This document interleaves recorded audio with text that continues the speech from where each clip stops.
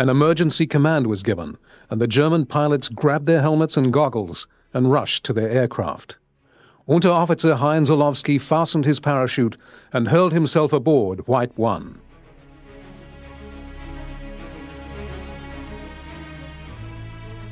We started from the island of Herdla at approximately 4 p.m. Our assignment was to protect a German convoy from attacks by British bombers and fighters. We started with 12 Focke Wulf 190 fighters. In addition to myself, there were 8 comrades from my own wing and approximately 4 others from the 12th Fighter Wing.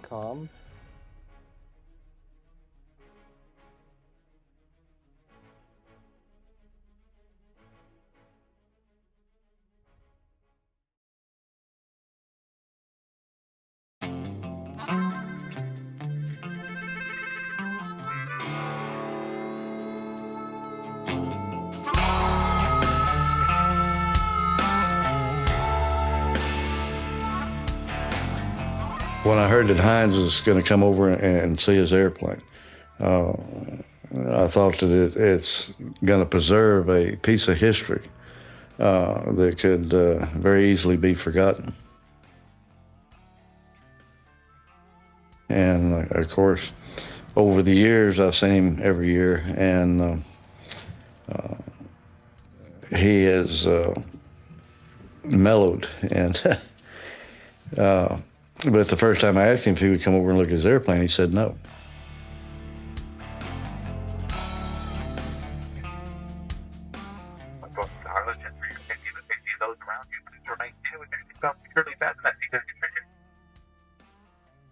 He was shot down on the 9th of February 1945 by 2 English Mustangs. And as far as I know, he has not seen the aircraft since.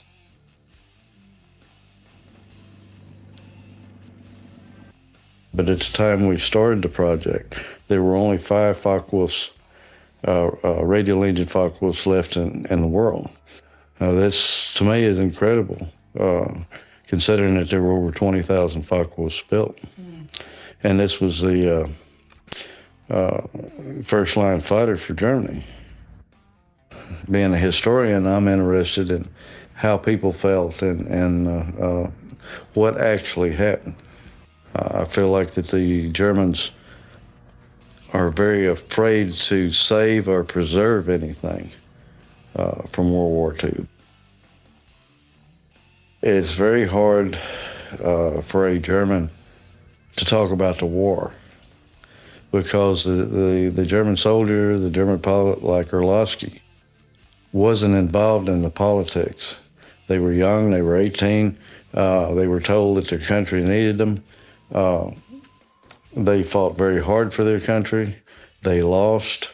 They felt like they did their best. They don't feel like they need to apologize to anybody.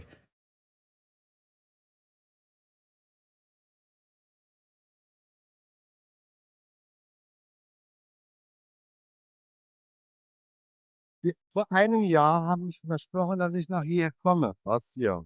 Ich habe mein Wort gehalten. Jetzt bin ich hier. Du wolltest das so haben. Oh, it's fun. I have to greet you too. Yes. That's why I... Oh. Heinz Orlowski, a Luftwaffe fighter pilot, is reunited with his Focke Wulf 190 White 1. Not since February the 9th, 1945, when 2 British Mustangs shot down White 1 and sent Orlowski free-falling with no parachute, have plane and pilot been together.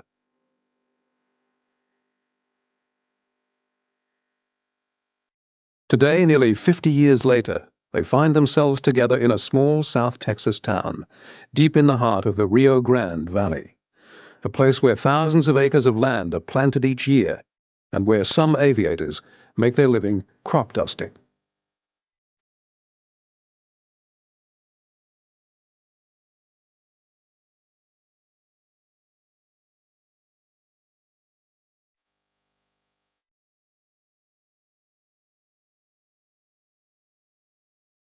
After he parks his air tractor, John Houston walks next door to help coordinate the efforts of the Texas Air Museum. Houston, who once served as a private pilot for another Texan named Lyndon Johnson, convinced the museum to try to acquire a Focke Wulf 190. We originally started the museum on Vietnam, and we were having extreme difficulty in getting any items from the government. So it was either close up the museum or branch out into other areas. And we decided that a 190 was the rarest plane from World War II, and so we set out to get one.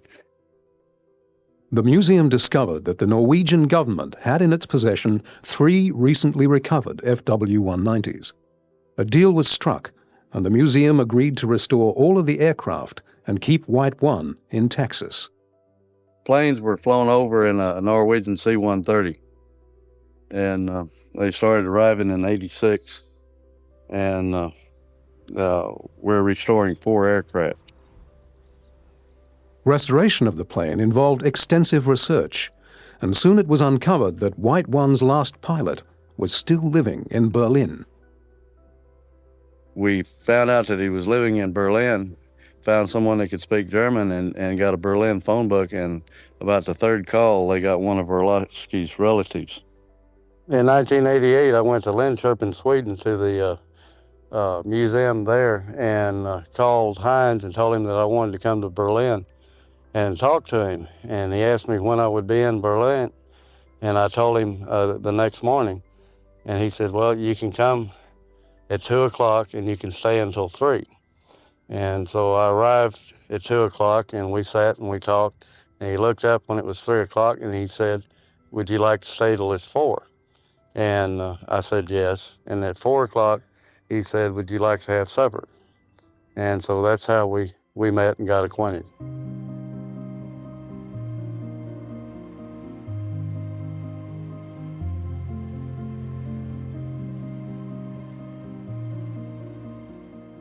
From that first meeting, a friendship was made between these 2 men that has transcended age, language, and history.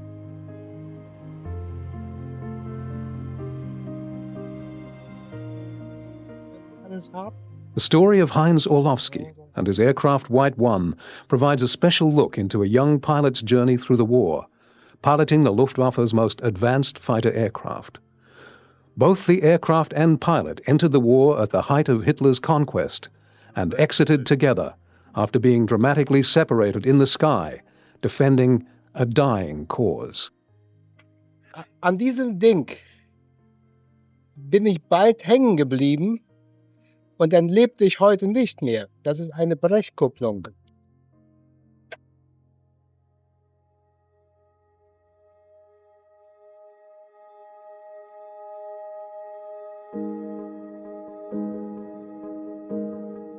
The First World War left Germany devastated. Not only were cities and villages destroyed, the entire political and economic infrastructure of German society was left in shambles. There was no food for children. The few rations available were distributed through Allied supply lines.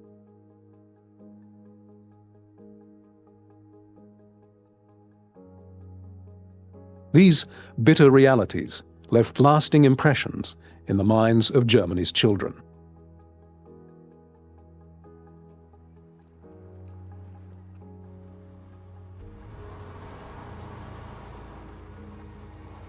After the First World War, the world journeyed to Louis XIV's summer home in Versailles to settle the peace. The Treaty of Versailles held Germany and her allies responsible for the hostilities and required the Germans to pay reparations totaling $33 billion. The blame for the war and the demand for reparations caused great bitterness among the German people. Economic problems resulting from the Great Depression of 1929 only added to their frustrations.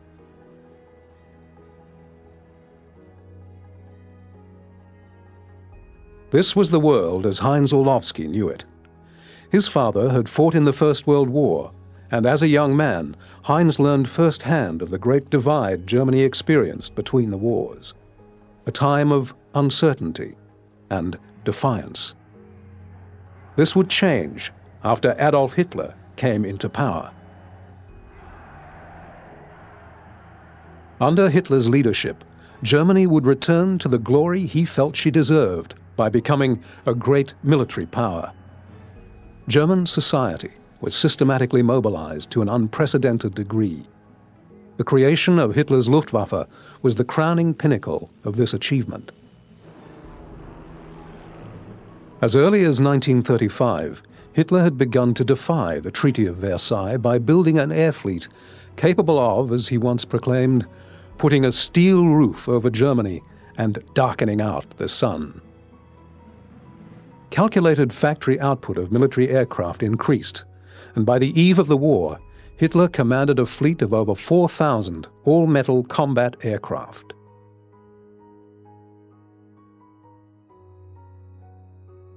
Hitler now needed people to run his war machine. Extensive propaganda was his weapon for winning support.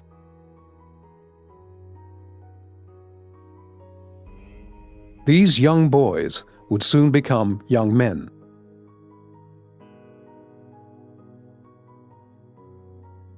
And for the adolescent, Hitler also had a plan. The German youth would contribute to the national cause by assisting with a number of public works projects.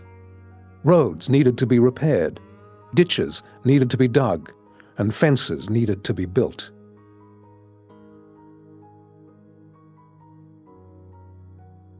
Participants in Hitler's youth movement were often paraded through towns and communities, setting an example for the local youth. With his military machine in place, Hitler began his war in September 1939, when German forces under the protection of the Luftwaffe marched into Poland. The world was shocked by the awesome military power of the Third Reich.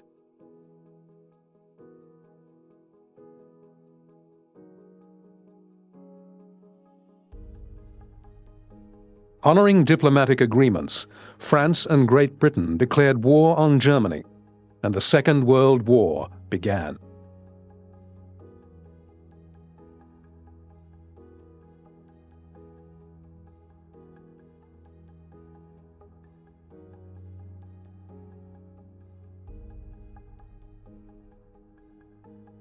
But the Allied problems were only beginning. 9 months after his invasion of Poland, Hitler marched his army almost unopposed towards Paris. Like a well-orchestrated machine, the German forces were virtually unstoppable. The resistance put forth by the French and British forces was no match.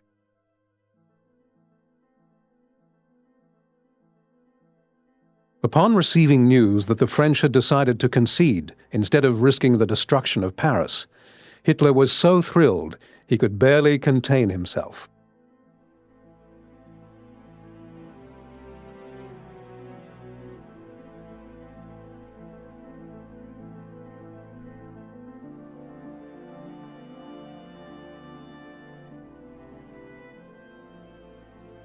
At elaborately staged peace negotiations, Paris was declared an open city on June 13, 1940.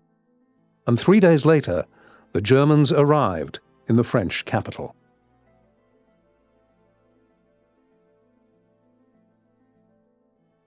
At the time of the German invasion into France, Heinz Orlowski was an apprentice at a sawmill. Like many of the young workers, he knew the war would soon change his life. In November of 1941, Heinz received a letter from the German government calling him into the army. 1 month later, Heinz volunteered into the Luftwaffe. As a young boy, Heinz had always been fascinated with aircraft. The Luftwaffe was his chance to learn how to fly. The Luftwaffe was very selective. They had many volunteers and were able to pick only the very best. Candidates had to pass many tests, and there was a fair rate of attrition. The Luftwaffe also enjoyed a special status in the Reich. Hitler knew future wars would be won in the air. He needed the best young men the fatherland offered. Heinz's chance to learn how to fly improved after he qualified to join a prospective fighter battalion in France.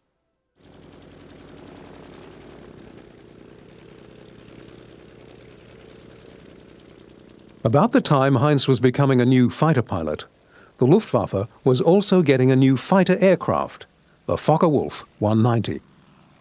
The FW-190 became the Luftwaffe's greatest fighter aircraft, with over 20,000 units produced.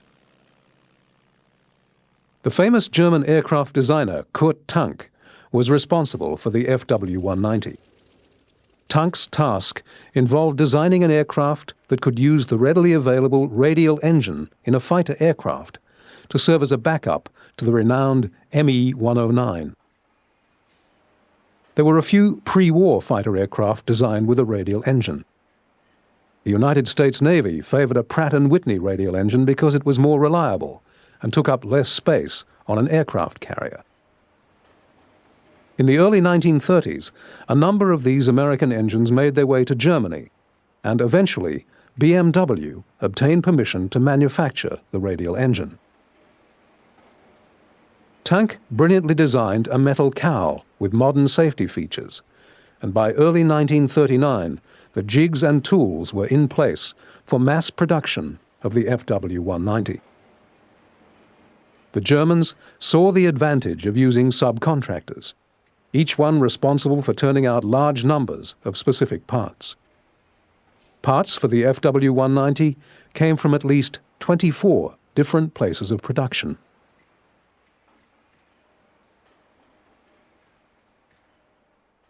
In August 1941, the 26th Squadron became the first fighter unit to receive the new FW-190s. The new fighter's first major assignment was to defend the two German capital ships, the Scharnhorst and the Gneisenau, as they made a mad dash back to Germany via the English Channel. This daring operation was Hitler's doing. He knew the risk involved, but he strongly believed a successful pass through the Channel would throw a tremendous psychological blow on the British. Brilliant coordination between the Luftwaffe and the German Navy put a shield around the capital ships and allowed them to return home safely. The FW-190s contributed greatly to the cause, and word of Germany's new fighter spread. Heinz learned of the FW-190's success while soaring across the sky in sophisticated training gliders. The Germans had begun secretly training their pilots during the late 1930s. Flying a glider provided extensive understanding of aerodynamics. They were far less expensive to operate than powered aircraft, perfect for young and inexperienced pilots.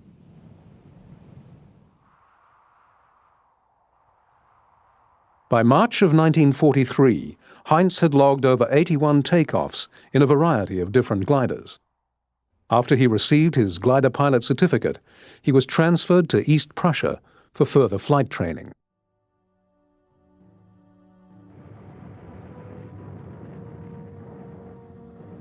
The war around Heinz was growing closer. Hitler had overextended himself, and gradually the Allies began turning the direction of the war in their favor. Responding to this, Hitler made more demands on his people and the people he had conquered.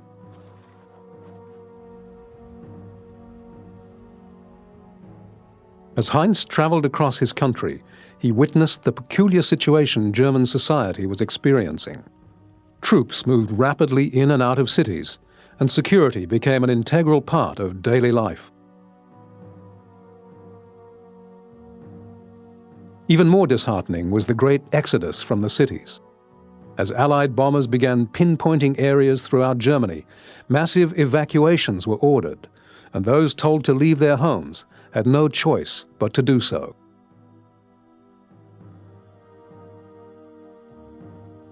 Women and children were sent away first.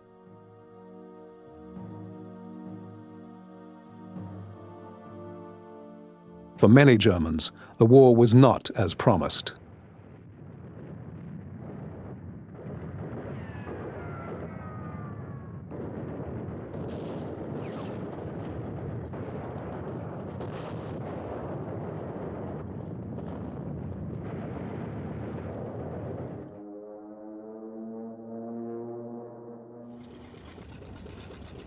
Once in East Prussia, Heinz began to learn how to fly a number of powered aircraft, including the Focke Wulf FW-56 Stosser and the Messerschmitt Bf-109. The Bf-109 was the pride of the Luftwaffe, and Heinz was thrilled to be flying the aircraft. In a short time, Heinz had come a long way from his apprenticeship at the sawmill. Fortunately for Heinz, an emergency landing due to equipment failure was not fatal. In July, he received his Air Force pilot certificate. In August of 1943, Heinz returned to France to continue advanced fighter training. The thrill of flying was becoming more intertwined with the realities of the war. For the next few months, Heinz could only wonder where, upon completion of this last stage of training, he might be assigned. Heinz's anxiety concerning where he might be stationed was further complicated after the Allies launched Operation Overlord. After months of preparation, a huge Allied force consisting of predominantly American, British, Canadian, and French troops landed on the 5 beaches at Normandy.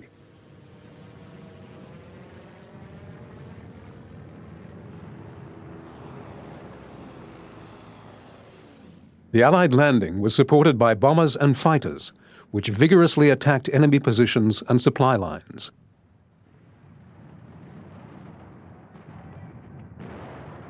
Beachheads were established, and more soldiers and supplies made their way onto French soil. In less than a month after D-Day, there were over 1 million Allied soldiers in France. D-Day caught the Germans by surprise. Hitler knew a second front was inevitable, but he had no idea where it might occur. While Normandy was a consideration, it was hardly anticipated.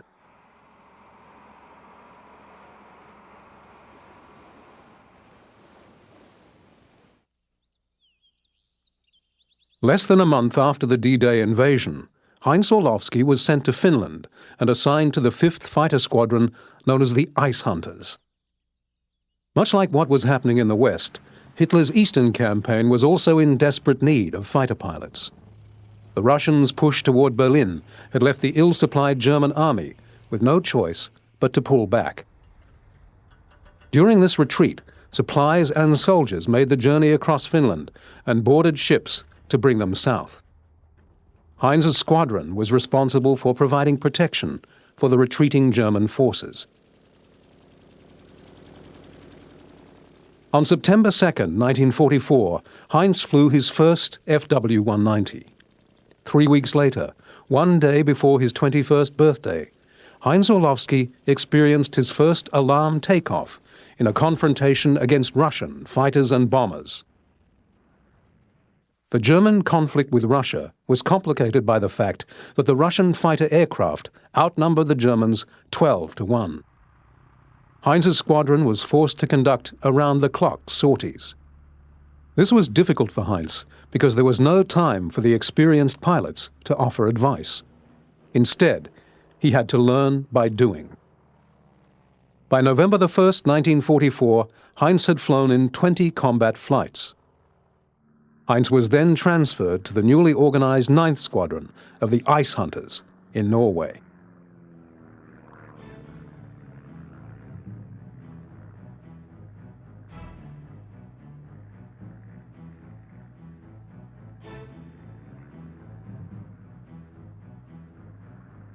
The primary task of the squadron was to protect the fleet that was escorting the great ship, the Tirpitz. It was here that Heinz and White One came together. Hitler had stationed over 300,000 troops in Norway for the duration of the war. Norway is the zone of destiny in this war, he declared in January 1942.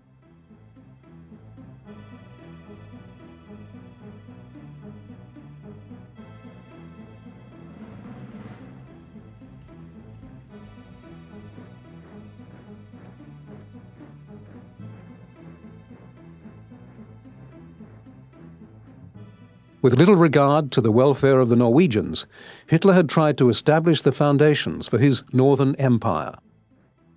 The Norwegian coast was a critical component in Germany's access to international waters. "Every ship that is not stationed in Norway is in the wrong place," he once told the naval commander, Admiral Raeder. Upon completion, the great German capital ship Tirpitz was ordered to Norway. When launched in 1939, the Tirpitz was one of the most fearsome ships in the world. Her 42,500-ton displacement was greater than any other ship afloat. Turbines were capable of 163,000 horsepower and could drive the ship at 31.1 knots. The four main turrets housed 8 long-barreled 15-inch guns, whose 1,760-pound shells could penetrate 13 inches of armor plate from a distance of 22 miles. Yet during the war, the Tirpitz earned the nickname the Lonely Queen, for she was never given a chance to prove herself. While sequestered in Norway, she made only one major sortie, yet her mere presence irritated the British. It was an honor to defend such an important component of the Reich. Beginning in 1942, the British made 20 attempts to sink the Tirpitz. The Germans kept moving the ship deeper inside Norway's heavily guarded fjords. In the fall of 1944, the British would achieve ultimate success.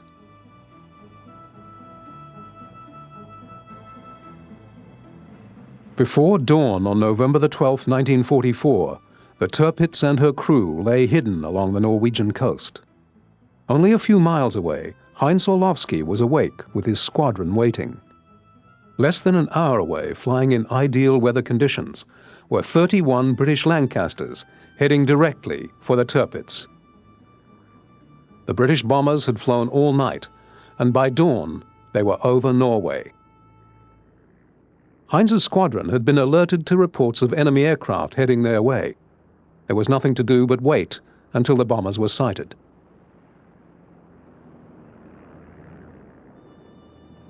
Finally, the attack began, and orders were given to scramble the fighters.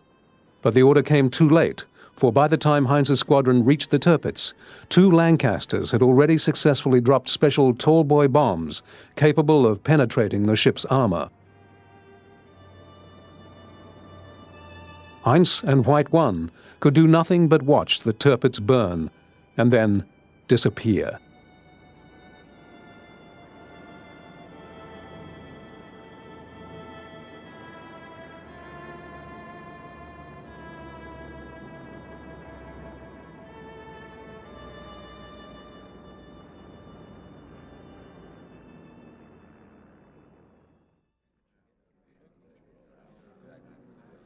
Hitler ordered the remaining Northern Fleet, along with the fighter aircraft, to be sent to Finland in support of the eastern retreat.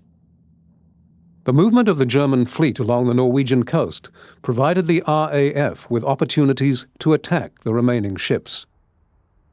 While they were in transit to Finland, Heinz and his comrades of the Ice Hunter Squadron were to protect the remaining fleet from British attacks. It was under these circumstances that the great Norwegian air battle now known as Black Friday occurred.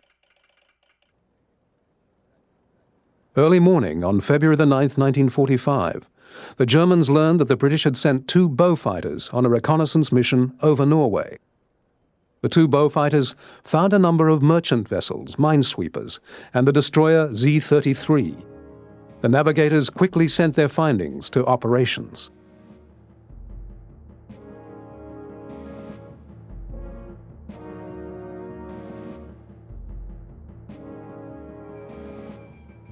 At 13:55, Beaufighters formed up to launch a major strike against the vessels reported by the reconnaissance patrol. They were escorted by Mustang fighter pilots who were Norwegian, used because of their knowledge of the coastline.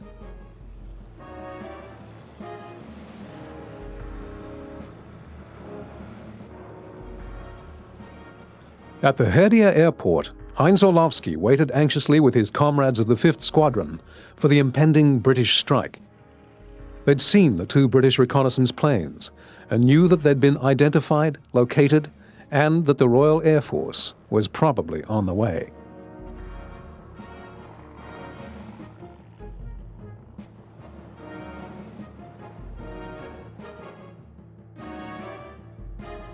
Finally, it came.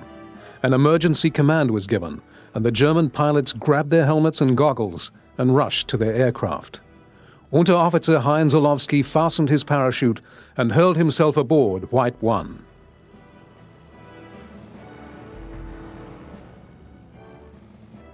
We started from the island of Herdla at approximately 4 p.m.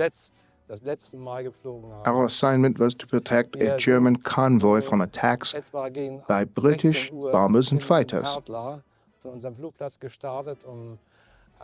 We started with 12 Focke Wulf 190 fighters. In addition to myself, there were 8 comrades from my own wing and approximately 4 others from the 12th Fighter Wing. We arrived in time and a big air battle developed. Our Norwegian friends told me this was one of the biggest air battles over their area.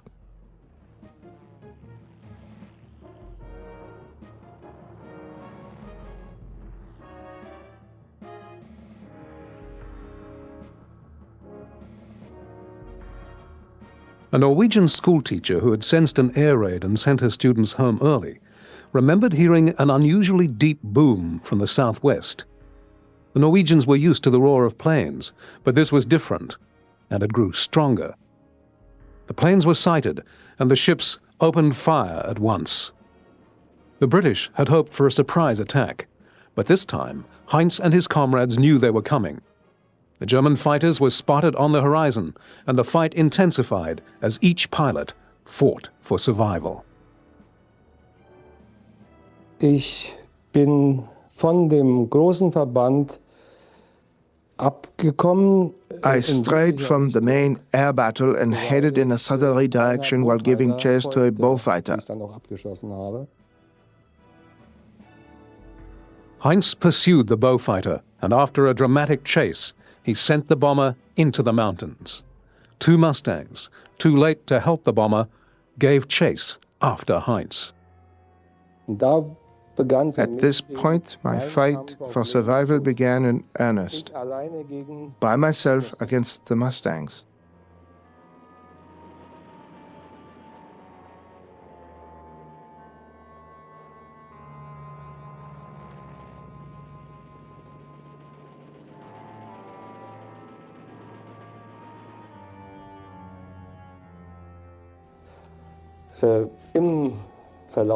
During the ensuing dogfight, I shot and damaged 1 Mustang.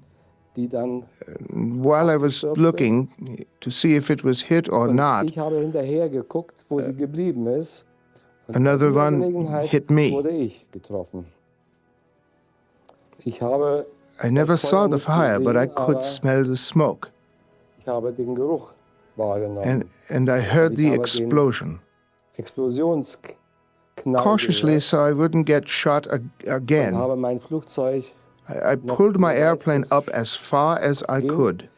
Then I pushed her down slightly,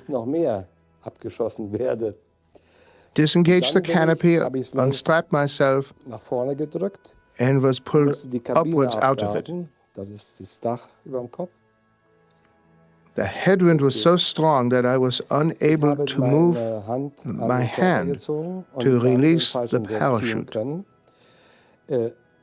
We had never before trained how to get out with a parachute, so I really did not know what would happen. Eventually, I was able to get a hold of the parachute release. However, it didn't open totally. On the way down, the parachute above me looked like a loose sack. The deep snow softened Heinz's impact, but his signal pistol discharged and injured his foot. Some Norwegians who'd seen the plane crash headed up the mountain to look for survivors. I was taken to the hospital in Fjord. There were also Allied airmen. I went over to them bracing myself on a broom because of my bad leg, and shared my cigarettes and chocolate.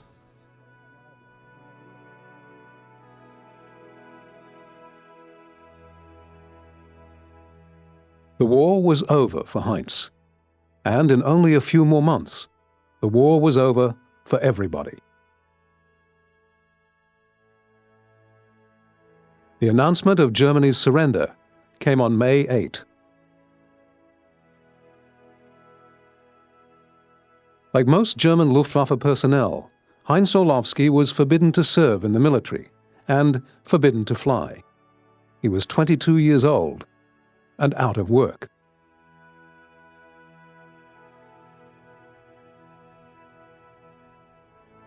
Hitler's great Luftwaffe was grounded.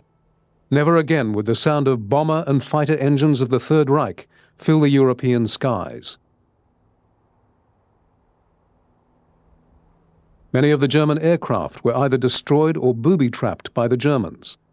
Some that survived were studied by Allied engineers.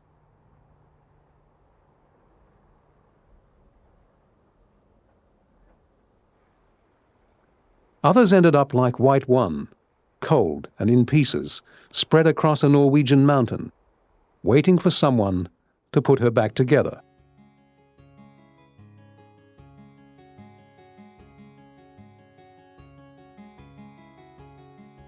Harlingen, Texas. World War II has been over for 50 years. It's hard to imagine what Kurt Tank would have thought had you told him that one of his aircraft, 50 years after its last flight, would end up being restored in a small town in South Texas. But restoration of historical aircraft takes place all over the world, and it usually falls in the hands of those who are driven by a passion for aviation. John Houston, crop duster, is more passionate than most.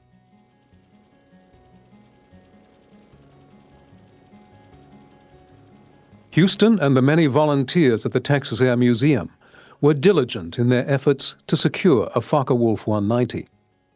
After contacting numerous countries involved in the Second World War, Houston and his colleagues learned the Norwegian government was looking for people to restore 3 FW-190s they'd recently recovered.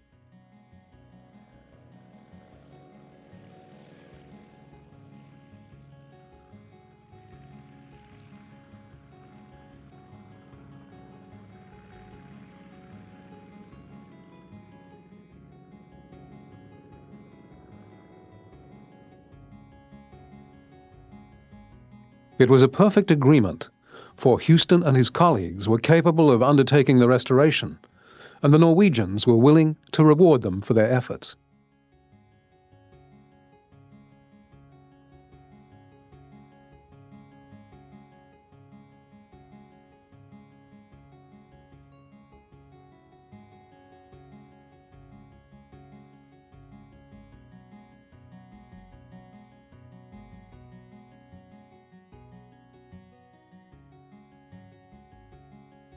The Norwegian government had 3 wrecks. 2 of them they had already brought into their museum at Gardermoen, and the 3rd one was still at the crash site.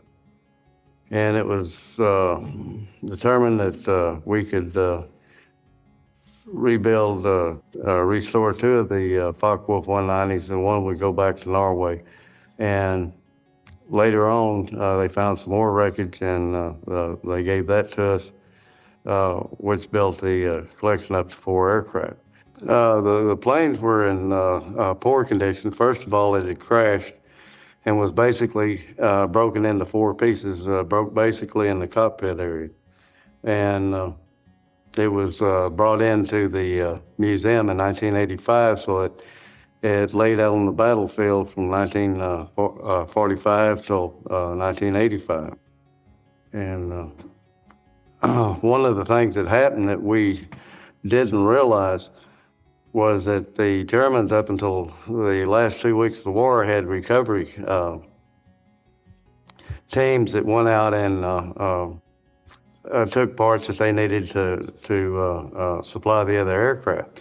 Like this wing right here, there was a flat motor here, and they took an axe and they chopped it out. And finally got to meet someone that was on a recovery team, and I said, "Why'd you use an axe? Why didn't you just take it out?" And he said it was 55 below zero. So they went out, they did the job they had to do as quick as possible and tried to get back where it was warm. It's taken us about 50,000 man-hours per airplane to restore.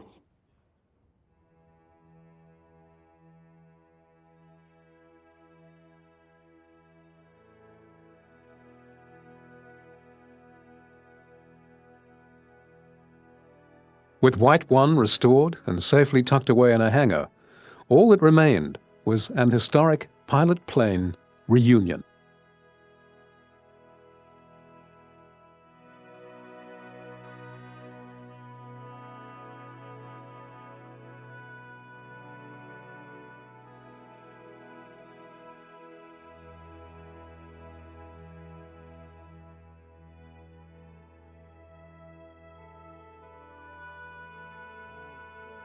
Heinz coming here means a great deal in many respects. One is it gives us something to show the children.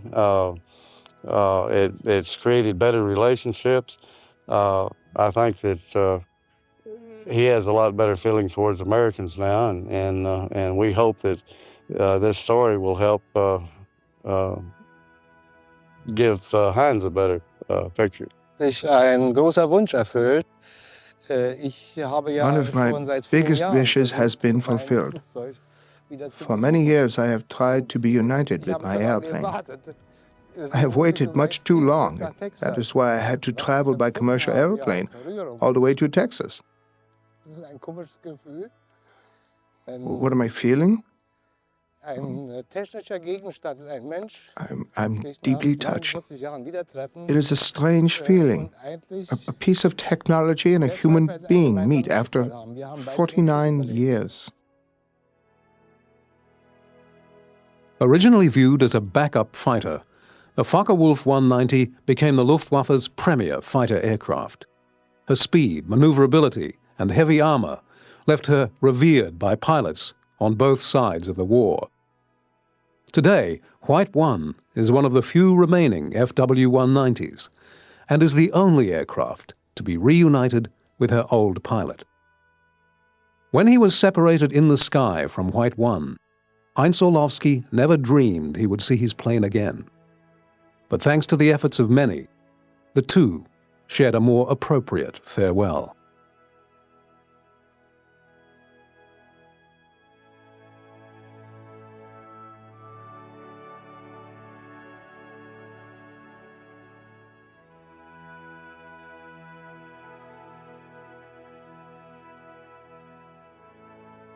And there's a relationship between a man and an airplane. And the only way I know how to describe it is when you're flying and you're in control of everything. The airplane and the pilot is one. And there are airplanes that when you get in and fly, it's like an extension of your body. And the Focke Wulf was a true breakthrough in aviation. Heinz had to have that relationship because it was more or less an extension of his body. We flew against another's airplane and he flew against us. So we sat inside machines and the machines fought each other. Face to face, we would probably have shaken hands. At least I think so after meeting the British, the French and the American.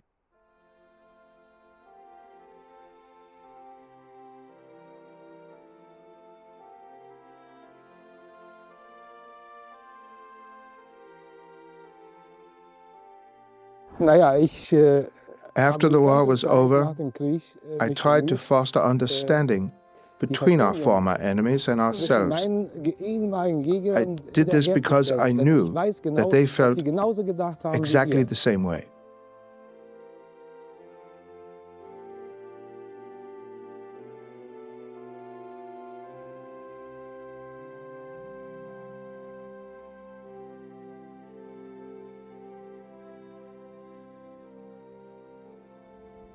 Das ist schwer zu vermitteln. This experience is difficult to pass on to the next generation. But it is the reason why I am so involved in this. It is so important that they understand how stupid it is when people who could be friends are sent to kill each other by some madman. Whether it is Hitler or someone else does not matter at all.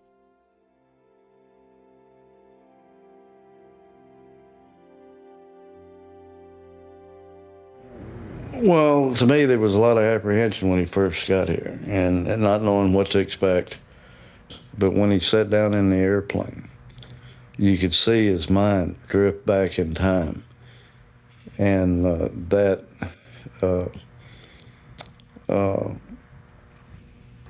me is what made it.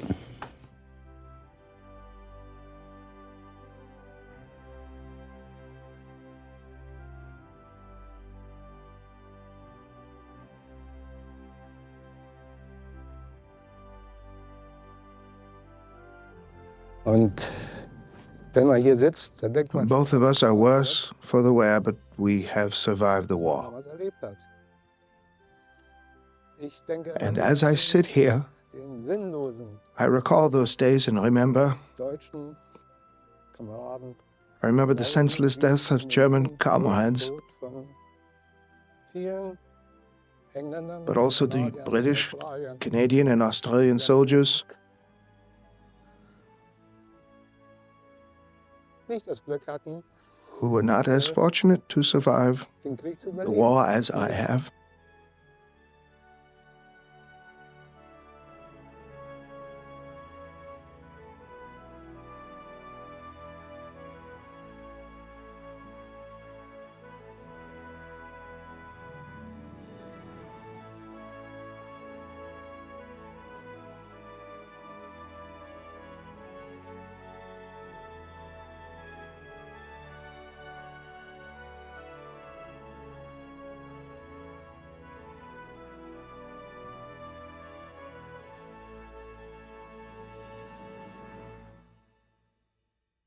This is Bob Hoover of North American Aviation, who always gives us a tremendous display of precision flying with the North American T-51.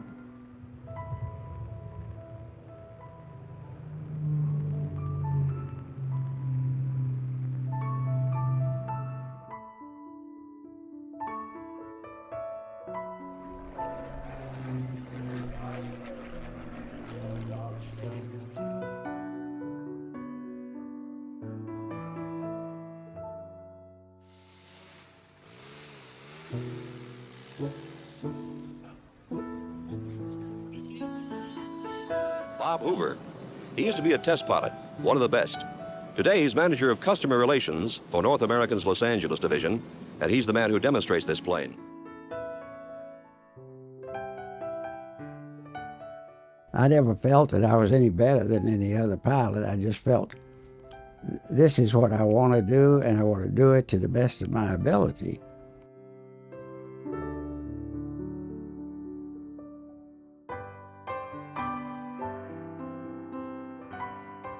If you're interested in or involved with aviation, you'll likely know something about Robert Anderson Bob Hoover. Yet he did so much and touched so many during his long life and career that even his admirers might be surprised at all that he did.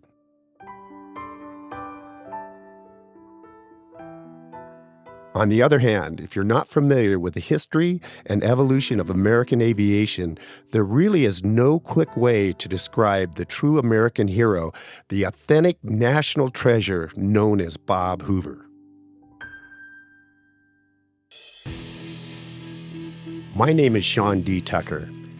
I have flown thousands of performances as an airshow pilot. It's likely I'm alive today because of the lessons and the warnings I've received from my friend Bob Hoover. And by the way, I could introduce you to a banquet hall full of people who will tell you the same thing. For the Roberto Mustang! Okay, here's a fun one. It's a holy hot fire. Right runner, left A Ross, forward, let's go!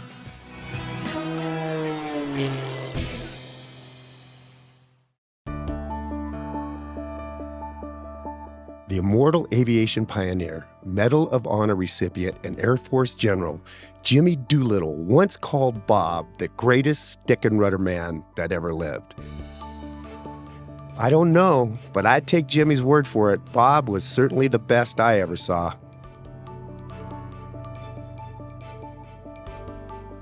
But there is no Bob Hoover elevator speech.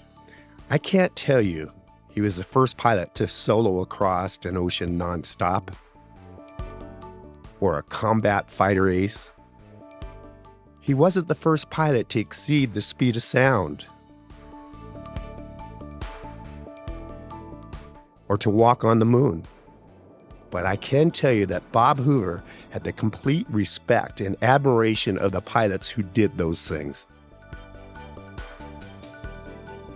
They knew that Bob Hoover not only possessed a transcendental gift for flying airplanes, but also a set of core values that invariably drove him to do the right thing for his fellow pilots, for his employer, for his country, for aviation. I was honored to be one of the celebrants of his memorial service when he left us in late 2016. I'll admit, I didn't always understand all the dimensions of Bob Hoover's gift. It took me a while to completely grasp all that Bob Hoover knew about flying and all that he had done in his life, a life that was so inspired, so courageous, and so fully lived that if you proposed it as a book or a movie, it would probably be rejected for being too far-fetched.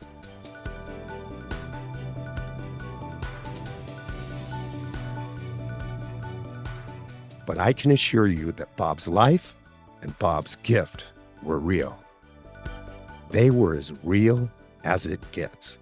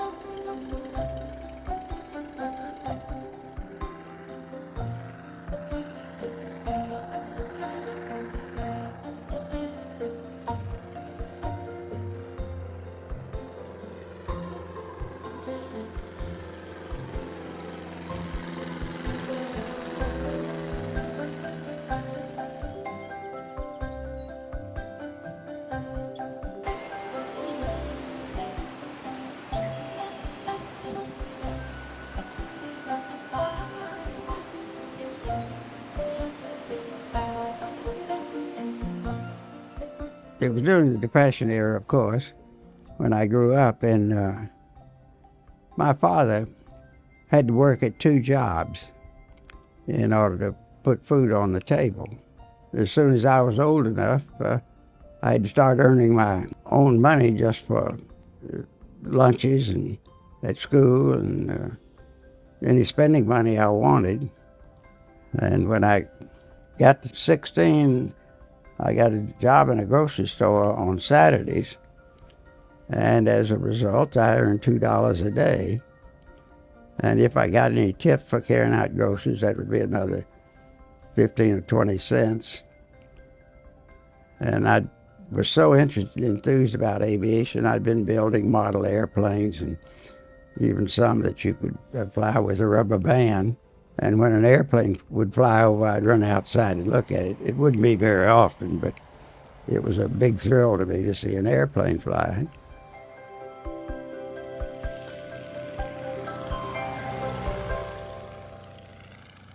And then I'd ride my bicycle to the airport, and it was quite a ride. And then I would get 15 minutes flying time, so it took me for a long, long time to get enough hours to solo. And then once I soloed, I fought nausea throughout the whole time frame.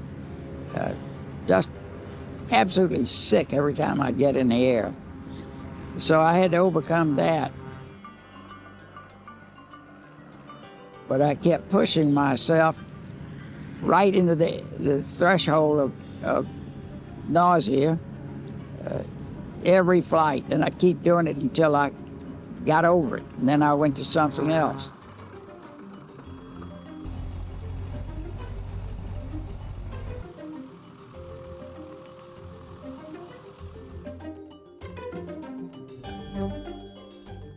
And at 18, when I graduated, I already knew what I wanted to do, and I'd already learned to fly. And I had encountered every obstacle you could find about not being able to fly. I found out my eyes were weak, and I also found out that I had nausea, air sickness every time I got off the ground. My first flight, and that was devastating to me because I dreamed of nothing else. And I decided that I was not going to accept that I could not do what I really wanted to do, and that was to become a pilot.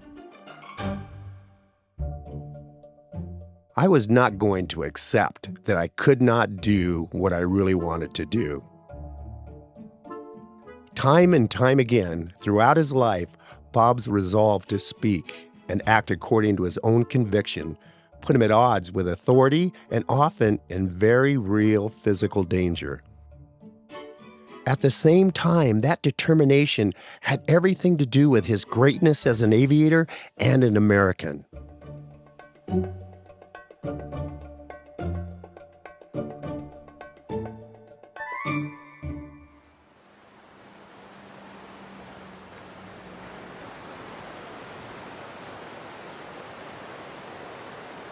Bob Hoover was 18 years old in 1940. He graduated high school that spring. College was never a consideration. He was laser focused on his dream of flying. In the Tennessee of that era, with money tough to come by, the most probable pathway to the cockpit for Bob Hoover was to join the Tennessee Air National Guard. By the time I joined, I was 18, I was in the service. And as an enlisted man, as a gunner, thinking that if I joined the Air Guard, and that's what I did, that the pilots would probably give me some stick time, which they did. They were very generous. Flying time, stick time as pilots call it, is everything to a new pilot. Bob Hoover was a young man who had done every job he could from the time he was 12 years old, delivering newspapers, stoking coal furnaces, stocking grocery shelves in order to get stick time. I decided I'd start experimenting with maneuvers, and I started teaching myself acrobatics. And I just thought, well, if the airplane will roll, what if you stopped it here and here like this? And so I started working on that. It didn't bother me, and I did it to 8 points. Then I went to 16 points, and I was doing inverted maneuvers. This self-designed training program yielded an interesting result when Bob began flying in the National Guard. So I went off to flight training, and I got there and got my first check ride. This instructor said, I'd like to show you a slow roll. Is that okay? And I said, yes, sir. And he did one, and he said, would you like to try it? And I said, yes, sir. Boy, he said, you can do it as well as I can. He said, what else can you do? So I did this for him, and he looked at me, in the mirror and shook his head. We got on the ground, and he went into the commandant's office, and he said, sir, I've got a problem. And the commandant said, well, just go ahead and wash him out if he's a problem. He said, you don't understand. He can fly better than me or anybody I've ever seen fly. Next thing I know, he called me in, the commandant did, and he said, I want you to give check rides to all of the instructors. And so the whole time I was in primary, I didn't learn anything. I was teaching. Finally, they lowered the age from 21 to 18 for pilot training. And my commanding officer said, all the pilots say you've got a lot of skill, young man, and you don't have to go to flight training. We'll just commission you right here, and you can fly all of the airplanes. But for young Bob Hoover, that wasn't quite enough.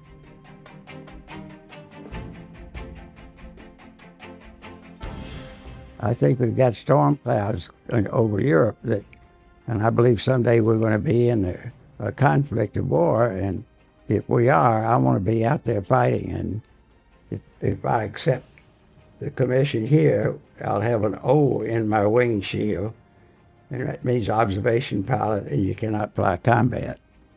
And I had wanted to be a fighter pilot in the worst way, and so I asked him, I said, sir, could you get me an assignment to flight training so I could be qualified for combat? And he said, well, of course I can. Bob had vision problems all his life. He wore fairly thick glasses for as long as I knew him. But to be a fighter pilot in World War II, you needed to begin flight training with 20/20 vision. If your vision degraded during training, you might be allowed to fly with corrective lenses, but not to start with. Once again, Bob's gift provided the way around an obstacle. The flight surgeon who would test his vision had seen him fly. And he said, all the Air Guard pilots tell me how skilled you are. And he said, I want you to pass this exam, but I'm concerned that you're going to have to work awful hard to get it. So he was trying to clue me. Sergeant, he said, I've got a couple of things I've got to do in my office. And when I come back, I want you to read that bottom line for me. So he gave me about 30 minutes to memorize the letters and two lines, the two lower lines that I couldn't read. It's sort of an interesting thing. I went through the same flight training as a cadet did. And when we graduated, I was still a sergeant. And all the rest of the people were officers, and they didn't have any experience like I had at all, but here I was a sergeant, and when we went into fighter training, I was made a flight leader just right off. Well, then about a month later, my commanding officer called me in, and he said, I'm putting you in charge of 67 fighter pilots, and you're headed for England.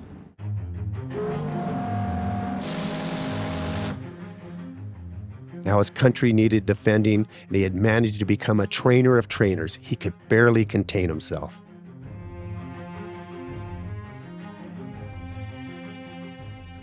I was enthusiastic.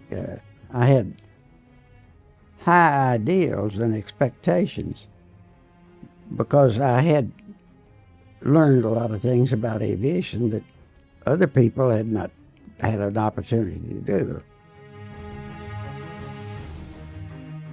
But Bob had another obstacle to overcome. The Army Air Corps' plan for him did not include flying combat. We got to Africa, and when we arrived there, I was the first to get an assignment.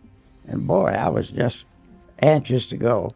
And I checked into where I had to check into, and they said, we're separating you from your men, and you're going to be testing airplanes, taking them up for their first time. They're coming overseas in ships, and we've already got 2 shiploads waiting now to be assembled.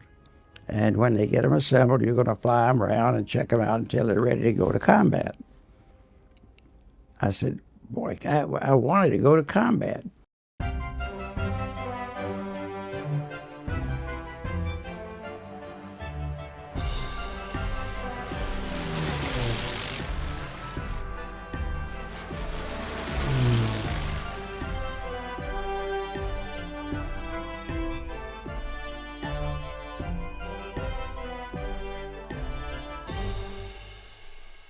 We had a few translators who were French, and they could communicate with them, and we had some people that could communicate with the French.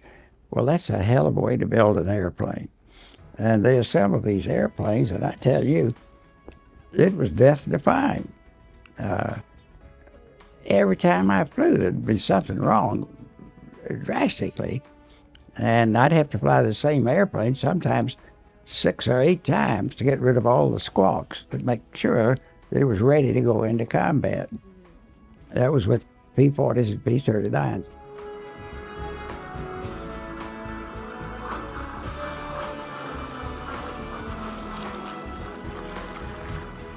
Though disappointed at not being in the fight, Bob took to the flying as he always did. Every time I fly, even to this day at my age, I want to do it better than the last time I was in that airplane. And I try to be more precise, whether it's aerobatics, keep my hand in with all phases. Loyalty was a watchword with R.A. Bob Hoover. His friends, his fellow pilots, the Air Force, his country. Anyone or anything who mattered in Bob Hoover's life could count on his unfailing loyalty. Probably no one knew that better than his friend and fellow Air Corps pilot, Tom Watts. Tom and I took 2 new airplanes with external tanks and went around the enemy territory to get to Tullurma. And we signed off the paperwork, and we were planning on waiting for a C-47 to pick us up. The colonel in command of that fighter group said, "We've got 2 airplanes that have a lot of battle damage, but they're okay to fly, but not okay to go into combat with." Tom said, "If the engines check out okay, let's go for it."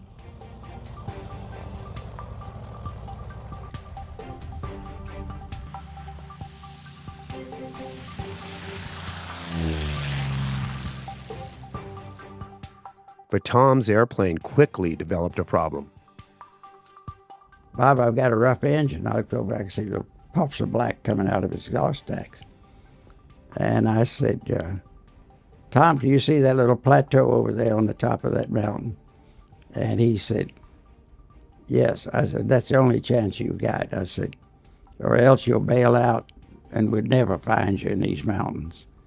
And I said, "Why don't you take a look at it and make your decision?" And so he looked at it and he said, "I'm going for it." And he got down and got stopped. Bob later wrote, "I knew Tom would never have left me in a similar situation. I was determined that we'd either both make it back or neither one of us would." Tom Watts later wrote, "He pulled around and dragged the field, then his gear moved down slowly and locked. Was this damn fool gonna land?" He did, and it was a beauty. He brought his ship over alongside of me. My buddy wouldn't leave me. The P-40s Bob Hoover and Tom Watts were flying were single-seat planes, and only Bob's was flyable.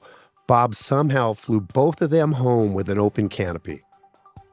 We tried to squeeze him in, and I took my parachute off and just used the parachute as a seat cushion so I could see out adequately.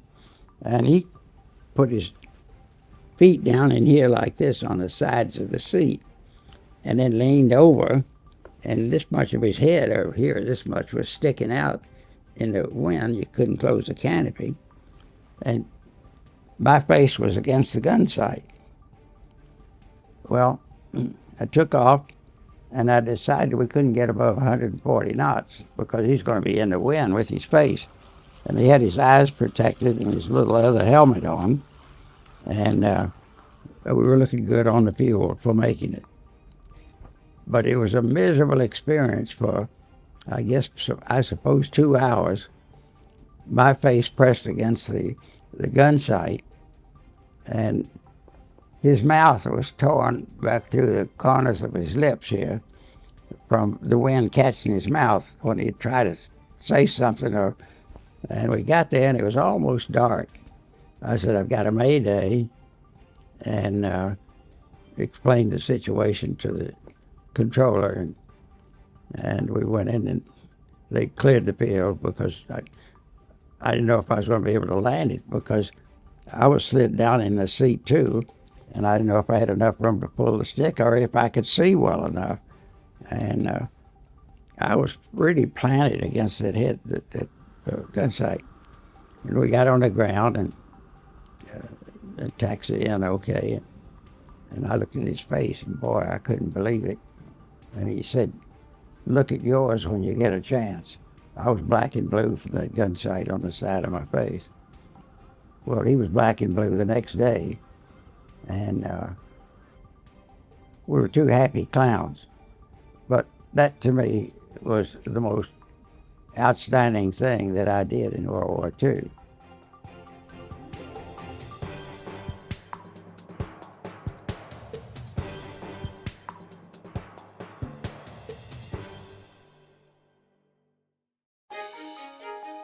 Remember, Bob had refused the offer of automatic commission as a flight officer because that kind of commission would have left him unqualified for combat. And combat was his goal from the beginning. In the course of doing his job in the Ferry Command, specifically delivering new P-40s to a fighter unit, he took his destiny into his own hands. Got all 6 P-40s on the ground safely, and I went into the tent to do the paperwork, and they were putting all of their gear into the B-25. And a 2-star general, I looked up and there he was, and he said, "Young man, I'd like to talk to you about your mission." And I said, "Sir," I said, "I came into this Air Force to fly for our country and fight the enemy. And I said, I had a taste of it in England. And each assignment I've had since has had nothing to do with combat." And I said, "I think I'm as qualified to be a good fighter pilot as anybody could be."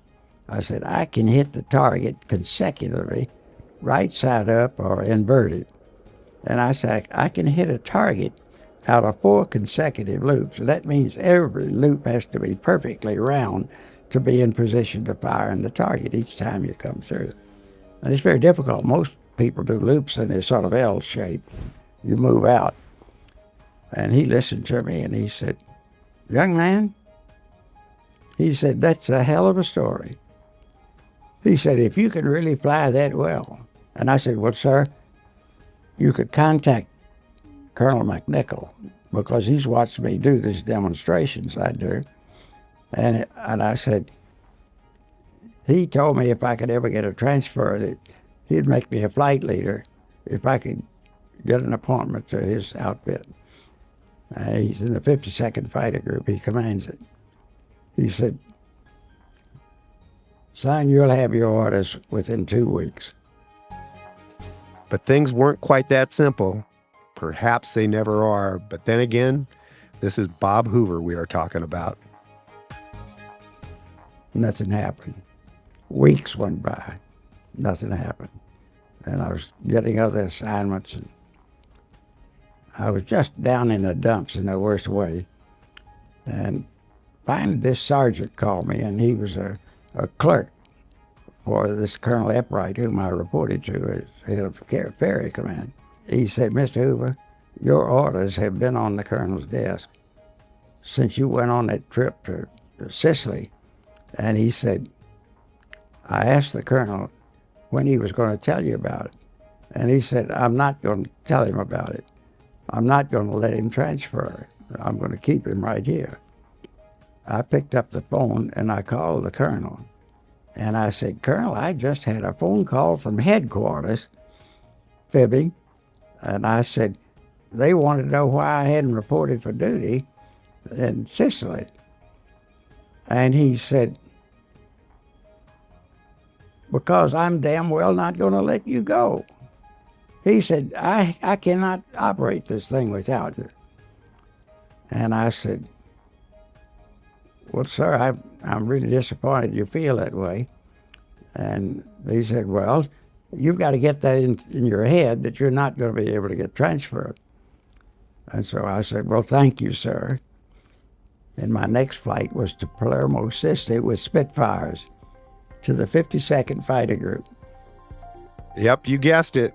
Once he got to the 52nd Fighter Group, knowing the general's orders were in fact sitting on his boss's desk, he had no intention of returning to the Ferry Command. I put my footlocker in the back of the airplane, and I took 2 co-pilots I'd been training to be a pilot on the B-25, and I had led Spitfires, 6 of them, into Palermo, Sicily. And when I got there, I said, "Fellas, you're on your own." And I took my footlocker out of the airplane, and I asked someone on the line to take me over in a Jeep to the colonel's office. And boy, he put his arms around me and he said, "Oh, I've been hoping this day would come." And he said, "I've told all of the people in this fighter group about your expertise." And he said, "I want you to put on a show for all of them." And so he brought all the 3 squadrons were located in different places into Palermo. He got everybody assembled and he said, "You're going to see something you've never seen before. But I want you to know one thing. If I catch any one of these you fighter pilots trying to duplicate what you're going to witness, I'm going to have you grounded." Bob Hoover believed, his bosses believed, and those who saw him fly fighters in those days believed he was simply the best there ever was, which makes what happened to him in combat all the more surreal. The day I was shot down, we were dive bombing some transports, feeding supplies to the Germans in southern France there. And we were attacked by 4 Focke Wulf 190s. And we just pulled off of the target of releasing our bombs, and we were all split up.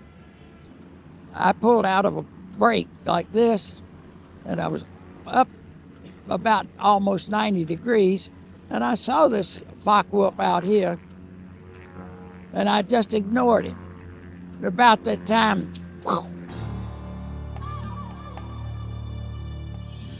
I was hit. And believe it or not, it was a 90-degree deflection shot. Well, I knew I had no choice. The fire was so bad, I just rolled it upside down, and I hoped that they wouldn't hit me again. And I just rolled it upside down and fell out, hit the water, got tangled up in my parachute lines.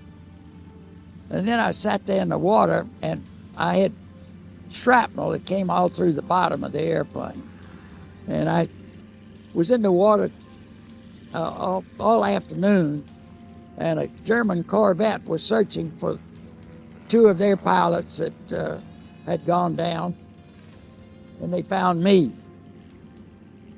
And I remember for as long as I lived trying to sink my escape kit, because I didn't want the Germans to catch it. I'm sure by then they must have had hundreds of them. But it was a little encasement that had a little saw blade encased in rubber, which you inserted in your rectum. And it had a map, a cloth map of the area we were fighting in. And it had some chocolate bars, some other things that could keep you from severe pain. It was a Corvette, and it had like a ladder coming down with a platform on the bottom right near the waterline.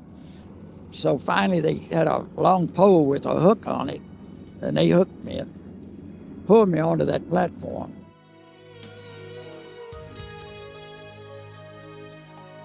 Being a prisoner of the Germans was a new reality for Bob, but it didn't change him. It just gave him a new set of objectives. They took me off and put me in a dungeon, and I lived with the rats for the next day or so. And then they took me out for interrogation. They took me to a real fine hotel that was a billeting spot for all the German officers in that area. And the families were with them in some cases. And They tied me up on a big column in the lobby with my hands behind me like this, and the wives would come by and spit on me and slap me. And I did understand why, because so many of them had lost their families and their homes in the bombings that we were doing, and I endured it. Of course, I was mad and a hornet at the time it was happening, but as I reflected on it, well, I had the wrong attitude. I wanted to escape, and I never quit trying till the day I did. Bob endured 16 months in that camp. He repeatedly tried to escape, but was caught, beaten, and put in solitary each time. But gaining his freedom was now Bob's focus. And I believe determination was the engine that drove Bob Hoover in every circumstance of his life. Bob was in that camp so long that the Allies had nearly defeated Germany. In fact, General Dwight D. Eisenhower, Supreme Commander of the Allied Expeditionary Forces in Europe, issued a new order to pilots and airmen being held in German prison camps. It told them to stop risking their safety with escape attempts because they would shortly be liberated anyway. But again, this is Bob Hoover we are talking about. I ignored that. I kept right on attempting to escape because I wanted out. The war in Japan was still going on, and I wanted to get in on that. The day I got out, I got a diversion going. I got some of the fellows that I'd worked with on some of the escape attempts to start a fight. And once they started the fight, got all the guards' attention, but half of the guards had deserted by then. We could hear the big guns about 50, 70 miles away. And we got to the other side, and now we were away from the Germans for the most part, out in open countryside. After 3 days on the run in Germany, a very hungry Bob Hoover and his fellow escapee came to a farmhouse occupied by the wife of a German officer. Her husband was based elsewhere. Luckily, she spoke English. In exchange for some food, Bob wrote her a letter to give to the advancing Allied troops. The letter asked the Allies to treat her kindly because of the help she had provided him. As he was leaving, she also gave him a pistol. Bob was on the hunt for a German airplane he could use to fly himself to the Allied lines and freedom. As he continued to move around the German countryside, he was in and out of the lines of the Russian troops. The Russians were vengeful enemies. Bob witnessed unspeakable brutality inflicted on Germans by the Russians. Eventually, Bob made his way to a deserted airfield and started looking for an airplane. Finally, I found one that was full of bullet holes, but the engine was okay, and it was full of fuel. And I said, I'm going to wait till a mechanic walks by here, and I'm going to put the gun on him and bring him in here and help him get the airplane started. And so finally a German mechanic did come by, and I pointed the gun at him and yelled, and I motioned for him to come into the revetment, and he walked in there. And boy, he put his hands up, and his face was just pale as a ghost. The Germans showed Bob how to start the Focke Wulf 190 airplane, and Bob decided it would be too risky to taxi the airplane slowly out to a runway. He simply firewalled it out of the revetment where it was parked. Well, I let it go, and I went straight out of that revetment, got airborne, got the gear up, and there was a 4,000-foot ceiling, and I no more than got off the ground, and I started thinking, you know, this is the dumbest thing you've ever done. Here you are in an enemy airplane, and the war's not over, and our Air Force people come in and see you. They're going to take an easy pot shot at you, and you did. And I headed north till I got to the North Sea. Then I swung west, and I thought, if I've got enough fuel to get to Holland, I'll see windmills and I'll know I'm in safe country. Bob had eventually landed the German airplane in a field in Holland. What he had no way of knowing was that under Nazi occupation, the Dutch population had experienced the highest per capita death rate of any country occupied by Hitler's forces.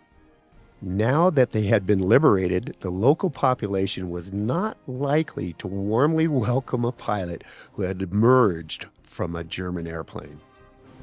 He was immediately surrounded by farmers with pitchforks and other weapons. They were marching him down a road when they encountered a British convoy. Bob was able to describe his situation to them, and the Brits intervened. It was sort of a hair raiser and a very dumb thing to have done. The war was practically over, but all I'd thought about every day, all day long, was getting out and capturing one of their airplanes, and I was so motivated. The day Bob Hoover stole that German airplane and flew himself to freedom, he was 23 years old. The war in Europe was within months of being over when Bob escaped. Plans to turn our attention to the Pacific and Japan became moot with the atomic bombings of the Japanese cities of Hiroshima and Nagasaki on August 6 and 9, 1945.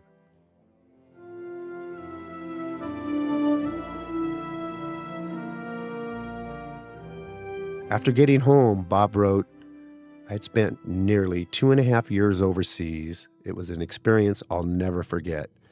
I had seen the extremes of bravery and brutality, of kindness and cruelty, of loyalty and cowardliness. Above all, I knew more than ever what it meant for one to lose that precious gift of freedom." When you first lose your freedom, and I've said this to so many young people, you don't know what we have here in this country till you can't see that red, white, and blue flag. You don't know what that stands for. That's freedom.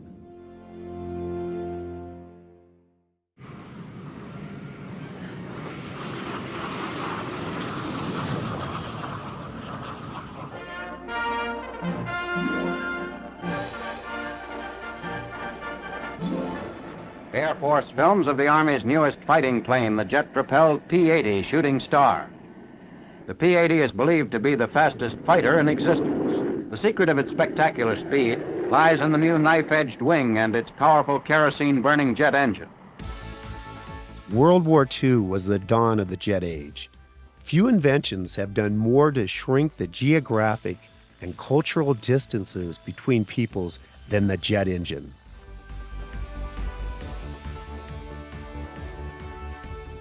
We are now in our third generation of people who take the speed, reliability, and comfort of jets for granted.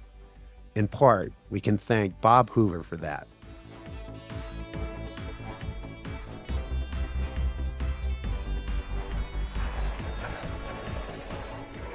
Bob Hoover became a U.S. Air Force test pilot following the war. He was one of a handful of pilots who took on the arduous and dangerous task of flying the new jets, including America's first jet, the P-80. It was an experience for those of us who flew some of those early jets. You see, we had to change engines. Started out at 2 hours, and then we got up to 5 hours and into 10 hours, just for the life of the engine. And so there was always maintenance going on with the jets. They didn't have a fuel control, and most people wouldn't understand this, but in starting a jet engine back in those days without a fuel control, you were the fuel controller.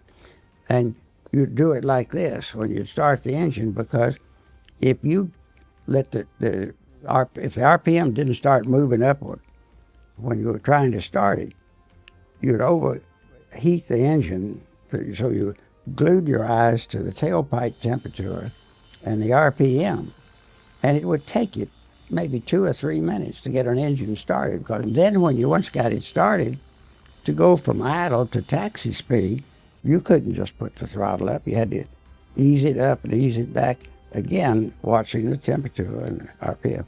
And now to get up to speed, engine speed for takeoff, you'd have to sit there and play with it like this again. And now this meant that after you finished your flight and wanted to land, there was no margin for error, because if you found you were too slow or short of the runway, you'd never get the throttle up there to get the power to make you reach the runway. Something to think about the next time you sink into your seat on an airliner. While assigned to right field, Bob quickly learned that being a test pilot during the day paid certain dividends when he and his friends went out in the evening. On a blind date in Dayton, he met Colleen Humrickhouse. She later said, "The thing that held Bob back was my maiden name. He used to introduce me as Colleen Jones." Her name soon became Colleen Hoover, and it remained so for 68 years until her death in March of 2016. Bob Hoover was a true Southern gentleman. I flew with him on the airshow circuit for so long, and we became such close friends that it was easy to think of him as just one of the guys. It was easy to forget what an important role he played in aviation history. For example, guess who demonstrated the jet airplane to the inventor of powered flight, Orville Wright? The colonel asked me to take this one airplane, and it was on a test phase, and I put on an aerobatic demonstration for him. And he came over to the airplane. He had some people with him, of course, and I was getting in the airplane, and he shook hands with me and told me he was interested in watching me fly. And then when I came back, why, he congratulated me, and that was just a couple of handshakes, but I was awe-inspired by saying that I'd met the man. That's just another thing that's a little hard to get your head around when considering the life of R.A. Bob Hoover. He was born just 14 years after powered flight was invented. He personally met Orville Wright. He flew anything and everything for the next 6 decades as a combat pilot, military test pilot, civilian test pilot, and an executive at North American Rockwell, the aerospace company that built the command module for the Apollo moon landing program and the space shuttle orbiters. Bob Hoover painted on a canvas that stretched from Kitty Hawk to the moon.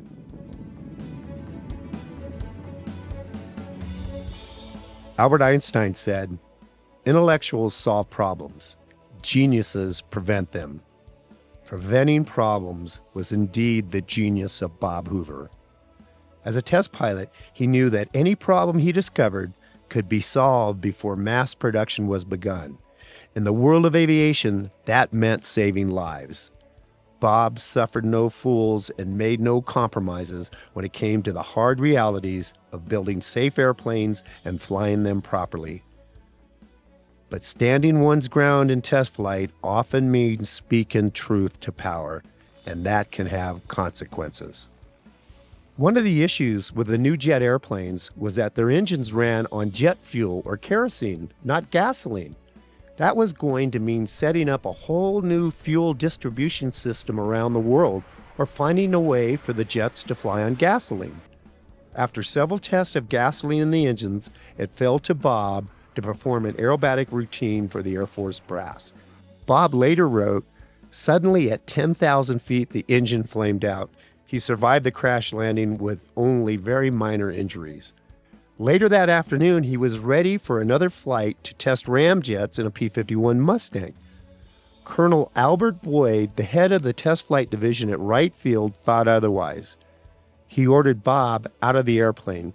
Boyd had counted up the number of forced landings Bob had and found them to be more frequent than other pilots in the division. Though Bob routinely took the riskiest flights, Boyd added, nobody else seems to be having these kind of problems. It was likely the beginning of the end of Bob's Air Force career when he replied, "Well, Colonel, if you'd come down here and fly more often, you could assume some of the risks too."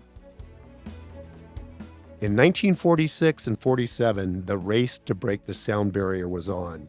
America's entry was the X-1 built by the Bell Aircraft Company. The project's civilian test pilot, Chalmers Goodland, was scheduled to make the first supersonic flight. There are conflicting accounts as to why he did not. The net result was the news broke at the Wright Field Flight Test Center that the Air Force was seeking a volunteer to break the sound barrier. Several of the pilots, including Bob Hoover, applied.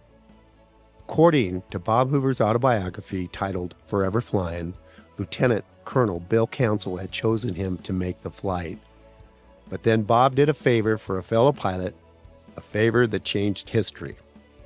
I was selected for the X-1 program and was asked by a friend of mine who wasn't flying jets, fly over the Springfield airport the first chance you get with the jet, and I'll tell them it was me.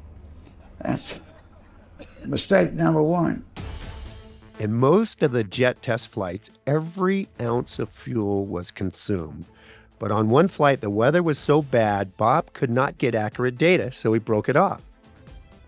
So I came back and I had a lot of fuel, and there was a Springfield airport underneath. I'll just make a trip across there upside down. I did. The numbers on the side of the airplane were small, and I never thought anything about it. 2 months went by, and I was elated about being selected for the X-1 program. And a new colonel came in, and he said, I just got a letter here saying that somebody buzzed the Springfield airport on such and such a date. Was that you? I said, yes, sir, it was. He said, well, I know 2 things about you. You're honest because there was only one jet that flew in the whole United States that day, and you were in it. But I also know that you're not responsible. He said, you're going to help him out, you're going to live with him, you're going to fly with him, you're going to be his backup pilot. And I thought, oh boy, there were 16 people in that pyramid of candidates to get to that peak I had made. And now I've lost it all.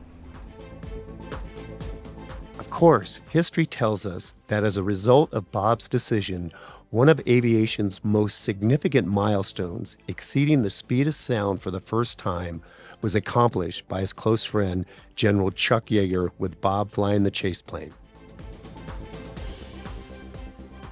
Interestingly enough, when the Allison Division of General Motors was looking for a chief test pilot and sought the Air Force's advice, Colonel Albert Boyd, the same colonel Bob Hoover had accused of lacking the courage to make the risky flights, told them Bob Hoover was the best in the business, and General Motors recruited him aggressively. You will be the highest paid 27-year-old in the General Motors Corporation if you accept this job. And they had just lost a pilot. And so I was accepted. And the first thing he said to me is, I'll not only double your pay, but we will give you a brand new Cadillac of any design you want. You can give us the paint job and the interior, and all of the goodies that would spark an interest in any young guy. So Bob Hoover became a civilian test pilot. And as you might imagine, the kid from Nashville, Tennessee, who purposely made himself sick in order to keep flying, became a legend in that world as well.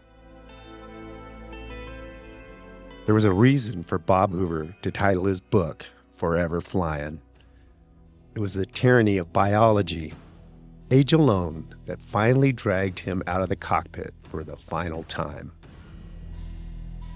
It's kind of funny, but when my generation of pilots encountered Bob Hoover, we didn't think, there's Bob Hoover, the guy who broke out of the prison camp and stole a German airplane. Or there's Bob Hoover, the guy who rescued his friend off a mountaintop by jamming him in a single-seat airplane. Or there's Bob Hoover, who could have broken the sound barrier. Or there's Bob Hoover, who laid healing hands on everything from the P-39 to the F-86, the F-100, the Sabreliner, and even the F-18. When I met him, he was just one of us, doing what he'd been doing since he was teaching the teachers in the Tennessee Air National Guard, demonstrating airplanes for people, but with superhuman grace and elegance. Nobody had a touch like Bob Hoover. Now, the difficult thing to think about is try to pour backhanded to see it on camera. Believe it or not, you could see the horizon going around as the tea is poured into the glass. He said at times you had to be gentle enough to milk a mouse. No matter how many offices or neckties they put him in, he always made them agree to let him keep flying. Bob Hoover was an artist, and his inspiration was the unknown. There's something about the unknown, and that's why I was so disappointed that I didn't get to make the first flight on the X-1. Every day you go out, you have no idea what the rest of the day it has in store for you. And you get used to that. The adrenaline flows, and you get excited about it, and you feel motivated because if you can damage the enemy, that's why you're there. And I had been doing aerobatics, and I was sought after to perform and demonstrate different types of airplanes all over the world.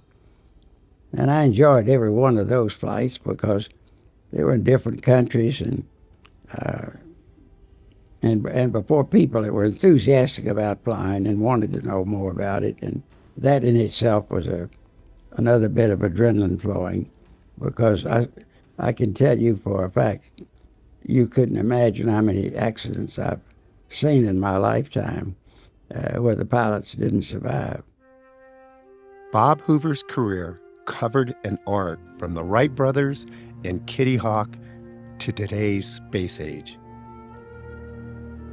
His list of personal friends, admirers, and flying mates included Orville Wright, Charles Lindbergh, Jimmy Doolittle, Chuck Yeager, Yuri Gagarin, John Glenn, Neil Armstrong, and hundreds more. And most of them would agree with Jimmy Doolittle. He was the best there ever was. But if we miss the other aspects of Bob Hoover's gift, we miss everything. Courage, both physical and moral, loyalty, integrity. In the wild blue yonder, truth is uncompromising. To Bob, that could not change on the ground. Generosity. Bob never stopped sharing advice, knowledge, inspiration, opportunities. He knew sharing these things could save lives, so he shared them tirelessly. Patriotism. Nobody believed more strongly in life, liberty, and the pursuit of happiness than R.A. Bob Hoover. And I think something happened to him when he lost his liberty in that prison camp. The sanctity of freedom took up residence in his heart. You took your dignity in your own hands if you failed to properly respect the United States flag or a veteran in the presence of Bob Hoover. I was enthusiastic. I had high ideals and expectations because I had learned a lot of things about aviation that other people had not had an opportunity to do. I never felt that I was any better than any other pilot. I just felt this is what I want to do, and I want to do it to the best of my ability.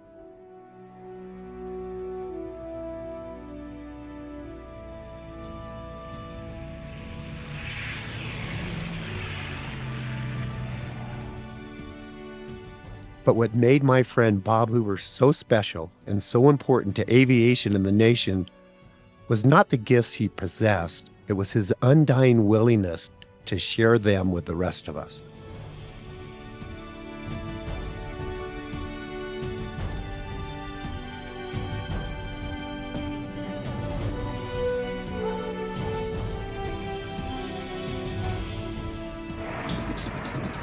The P-51 Mustang, the most dominant escort fighter of World War II.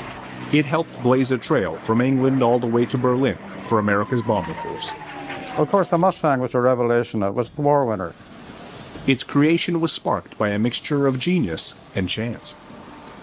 The Mustang and its two-stage, two-speed supercharged Merlin engine were the end result of years of technological development.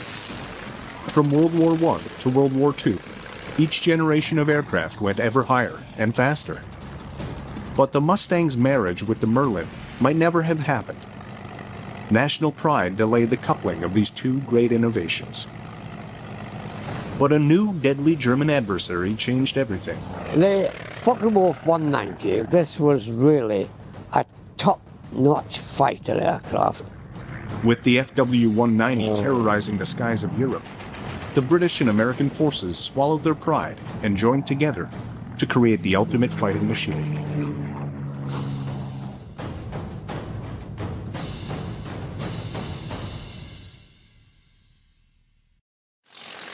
December 17, 1903.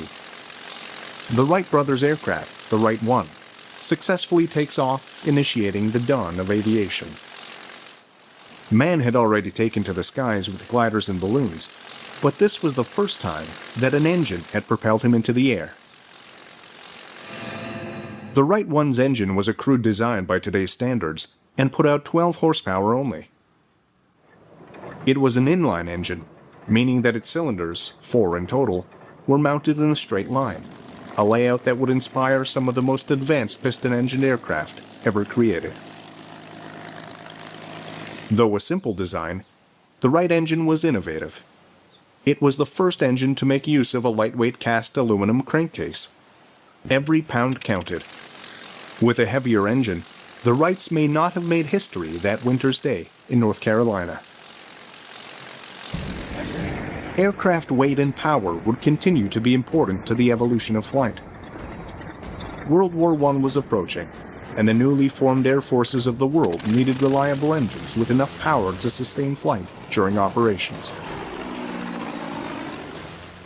From France would come a new type of power plant to take the fight into the air, the rotary engine.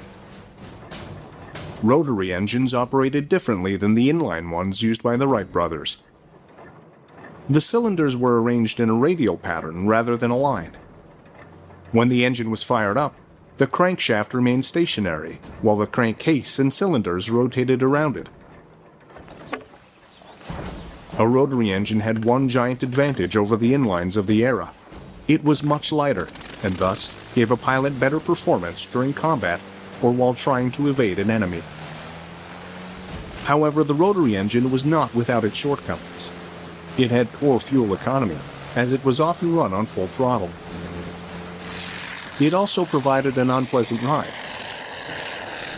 Castor oil was mixed with the fuel mixture for lubrication, with the side effect of heavy fumes, smoke, and an oil shower for pilots. Turns with a rotary-powered aircraft could prove treacherous. As the whole engine rotated, it produced a gyroscopic effect. A turn to the right, at full power and low level, could end with the death of a pilot.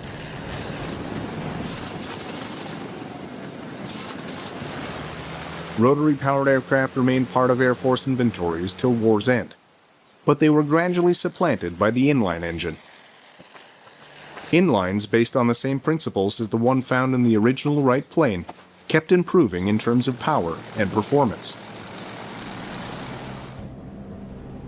Between the wars and across the Atlantic, a new type of aircraft engine would emerge to dominate American aviation. The U.S. Navy was looking for aircraft to populate its fledgling aircraft carriers. Space on board was extremely limited, but aircraft with inline engines often had lengthy noses. Their engines, built with rows of cylinders, took up too much space on cramped carriers. Rotary engines, though more compact, had too many other weaknesses to be serious contenders for the role. There was, however, a third type of engine. Before the war, there had been limited experimentation with radial engines. At first glance, these appeared to be just like rotary engines. It's only when they are fired up that the difference becomes clear. In a rotary engine, the crankcase and cylinders rotate around the crankshaft. But with a radial engine, the crankshaft rotates while the engine block is static. Radials often weren't as powerful as inline engines, but they were less complicated. They were cooled by air rushing over the engine rather than through a liquid cooling system. This made radials less vulnerable to battle damage, which might rupture the coolant lines. Navy pilots who might have to travel long distances over the ocean to get to a target needed an engine that would be sure to get them home under any circumstance. Most importantly for the Navy, radials were smaller than inline engines, so a greater number of aircraft equipped with them could be stored on board their carriers.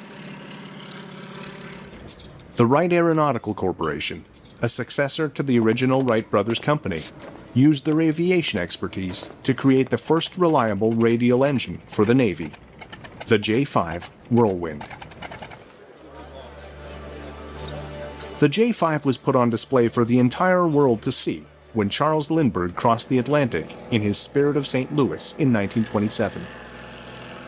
His flight solidified the reputation of the J-5 radial as a dependable power plant. The budding airlines of the world were looking for engines to power their airliners and to bring their passengers across continents and eventually across the globe safely. Reliable radial engines seemed to be the ideal choice. Radials would power many of the principal airliners in the history of civil aviation, from the Ford Trimotor to the Boeing 247 to the Lockheed Model 10 Electra. Both the U.S. Navy and U.S. Army Air Corps would rely heavily on radial engines as they built up their inventories of fighters and other aircraft. In the 1930s, the U.S. had just one inline engine in development, the Allison V-1710, an engine that would one day power some of America's great fighters.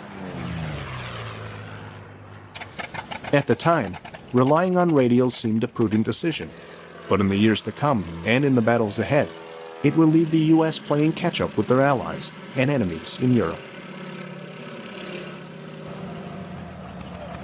In Europe in the 1930s, air forces and aircraft manufacturers were looking for speed above all else as they designed the next generation of fighters. Using streamlined designs and powerful V-12 inline engines, they pushed their aircraft to speeds over 350 miles per hour. Their inline engines were not only more powerful, they also helped to create more aerodynamic airframes. Their elongated shapes allowed for more streamlined designs as compared with radials.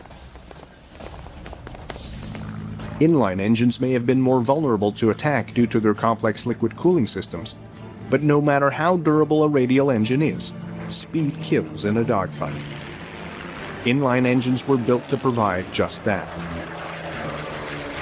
It was from this European obsession with speed that some of the legendary fighters of World War II were born, including the Supermarine Spitfire, the Hawker Hurricane, and the Messerschmitt Bf 109. Beneath their elegant frames purred ever more powerful inline engines from Rolls-Royce and Daimler-Benz respectively. In the middle of 1940, the pilots of the RAF tested their mettle and the endurance of their fighting machines in some of the most spectacular air battles of World War II. Vice-Fuhrer Göring had promised to destroy the RAF and thus facilitate the invasion of Britain. Göring had at his disposal an armada of medium bombers protected by a deadly fighter force. The result of the Battle of Britain during those few vital months of 1940 is well known. There was a heavy toll in fighters and pilots on both sides. British and German engineers tried to squeeze every ounce of power from their engines. Any tiny advantage could be the difference between life and death. With Britain and her industry under direct attack, she looked to her old colony more than ever to provide her with desperately needed aircraft. Even before the Battle of Britain, the British Purchasing Commission had already been shopping for additional aircraft. The U.S.'s initial offer of fighters was not well suited for the high-altitude dogfights taking place over Europe. This was partially due to the American engines available. The U.S. had concentrated on radial engine production instead of inline engines like the ones so popular in European fighters. They did have the Allison engine, the V1710. Like the British Rolls-Royce Merlin, it was a 12-cylinder inline engine, but it had a complex turbocharger often difficult to fit into an aircraft. To boost power in the thin air at high altitudes, the Allison engine used the heat of its exhaust to power a turbine and thereby increase the airflow and power. One American aircraft, the Lockheed P-38, had the extra space needed to house the turbocharger. It was a big twin-engined aircraft to begin with and had space in its tail booms for the extra equipment. But given the size of the P-38, it wouldn't have fared well against nimble single-engine German fighters in a dogfight. America had other smaller fighters powered by the Allison engine, the P-39 Airacobra and the Curtiss P-40 Warhawk. In both cases, their manufacturers failed to include Allison's turbocharger. The P-39 had an innovative layout, with its engine situated mid-fuselage, behind the pilot. It was designed to house both the Allison engine and the turbocharger. However, a scoop built into the left side of the fuselage to cool the turbocharger was deemed too aerodynamically expensive. Both the scoop and the turbocharger were eliminated from the production design. This change crippled the Aerocobra's ability to fight at high altitudes. In the case of the P-40 Warhawk, a rugged, single-engine airplane, the turbocharger was excluded from the design from the get-go. This limited its optimal altitude to just 15,000 feet, and thus relegated the aircraft to ground attack work. The British Purchasing Commission was still interested in the Warhawk, even with its limitations. They saw it as more of an Army support aircraft. However, the Curtiss factory was running at capacity and could not fulfill the order. With no suitable aircraft readily available for purchase, the Brits would turn to North American aircraft. The British Purchasing Commission proposed that North American build the Warhawk under license from Curtiss. But NAA President Dutch Kindleberger had a bolder plan. He guaranteed that he could create an even better airplane, using the same Allison engine, in less time than it would take for him to retool for Warhawk production. The Brits said yes, and the end result was an airplane that may well have changed the outcome of the Second World War in Europe. Back in Europe, Germany was looking for an aircraft to augment the Bf-109. In the Battle of Britain, the Bf-109 and Spitfire were closely matched. But the Bf-109 lacked the range to be highly effective in its escort role over Britain in the summer of 1940.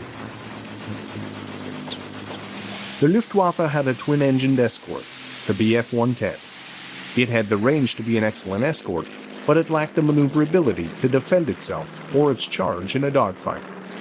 It also used two Daimler-Benz 605 engines, making it an expensive sitting duck for British interceptors. Looking for a quick solution to their escort dilemma, the Luftwaffe even considered having the 110s tow 109s into battle to conserve fuel. But in the long run, using two aircraft to perform the role of a single fighter was an even more wasteful solution. What the Luftwaffe needed was a dedicated single-engine aircraft to fill in for the Bf-109 on longer-range missions, and ideally something to give them a decided advantage over the British fighters of the time. However, the Luftwaffe wanted to have its cake and eat it too. They wanted a new fighter, but they didn't want to sacrifice any of the precious 605 engines meant for the Bf-109. To the consternation of the Luftwaffe, most of the new submissions for fighter designs from German industry were to be built around this very same engine. To solve Germany's escort woes, one man, Kurt Penck, Focke Wulf's legendary designer and test pilot, did what was almost unthinkable at the time. Since the start of the war, British and German designers had relied upon powerful 12-cylinder inline engines to power their fighters. Tank dared to build Germany's next fighter around a bomber's radial engine. The air-cooled BMW 801 radial engine had plenty of power and had proven reliable in the Ju-88 and Do-217. But radials in a fighter were a rare sight in Europe. It was difficult to build as aerodynamic a fuselage to house them in as when constructing one for a slender inline engine.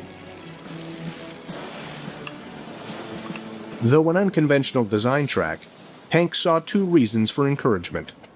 Firstly, the National Advisory Committee for Aeronautics in the U.S. had already done research on improving airflow around radial engines. Over time, they had developed the NACA cowl, which at least helped to reduce drag. This was a simple ring which fitted snugly around the cylinders of a radial engine. It not only made the engine more aerodynamic, it also improved cooling.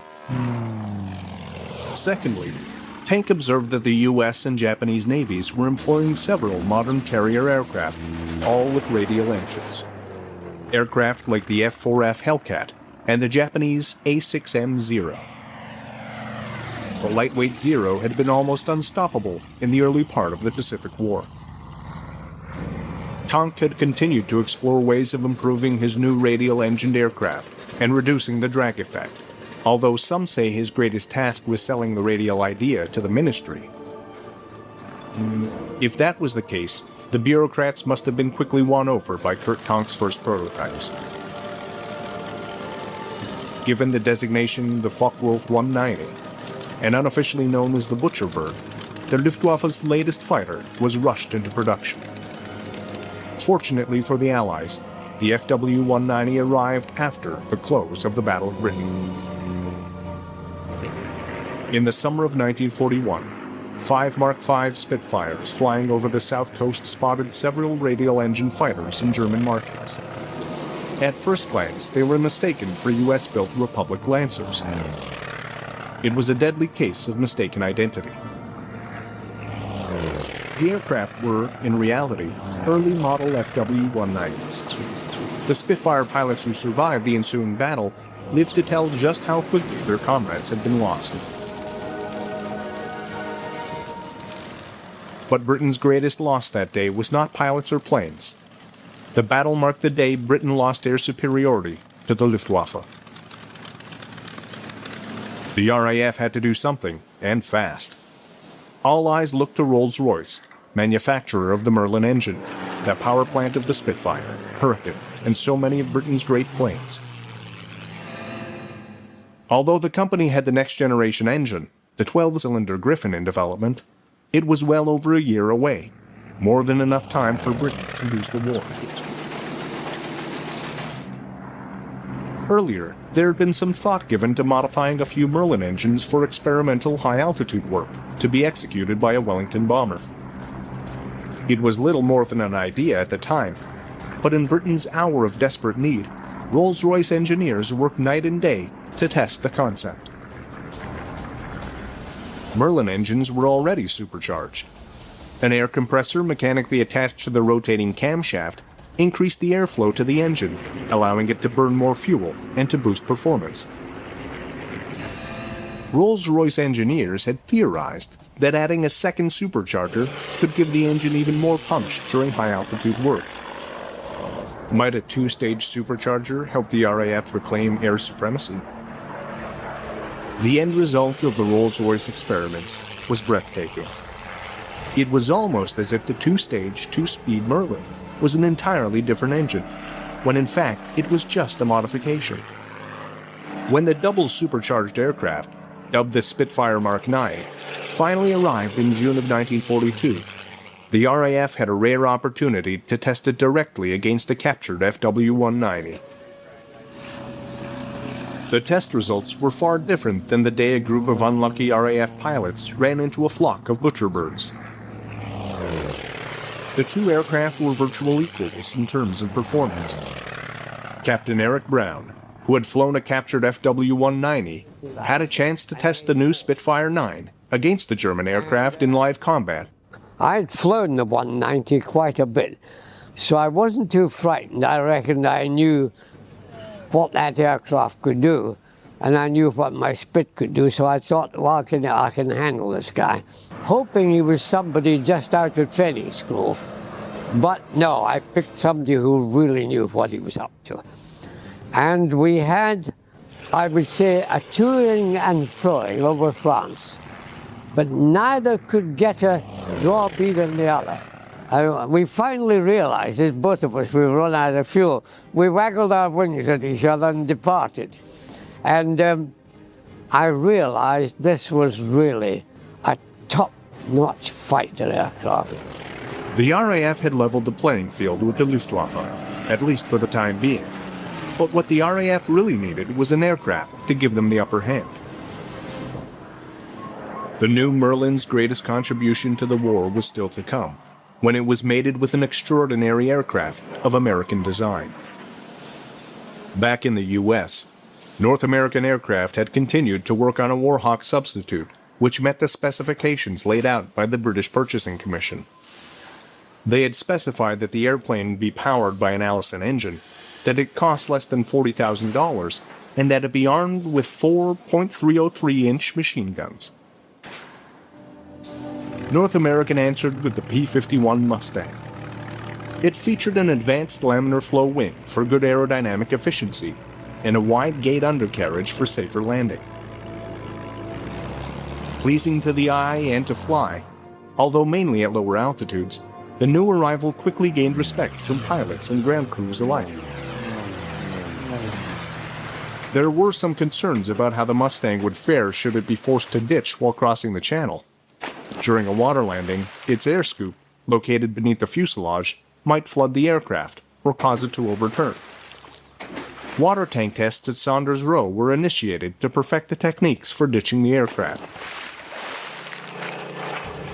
Around the same time that the RAF was getting the Spitfire Mark 9 ready for combat, and the FW-190 was dominating the skies, Rolls-Royce test pilot Ronald Hawker was tasked with the mission of evaluating all aircraft powered by non-Rolls-Royce engines. He was thoroughly impressed with the P-51A, save for its poor performance at high altitude. Like the P-40 Warhawk, it had an Allison engine and no turbocharger. Hawker pondered how the aircraft might perform with the new Merlin engine. The results on paper were phenomenal. According to Rolls-Royce's calculations, with a Merlin power plant, the Mustang would not only outclass any American aircraft, but even new Spitfires using the same engine. Oddly, Hawker had to push for the mating of the Merlin 61 and the Mustang, even though the double-supercharged P-51 would have outclassed the FW-190 as well.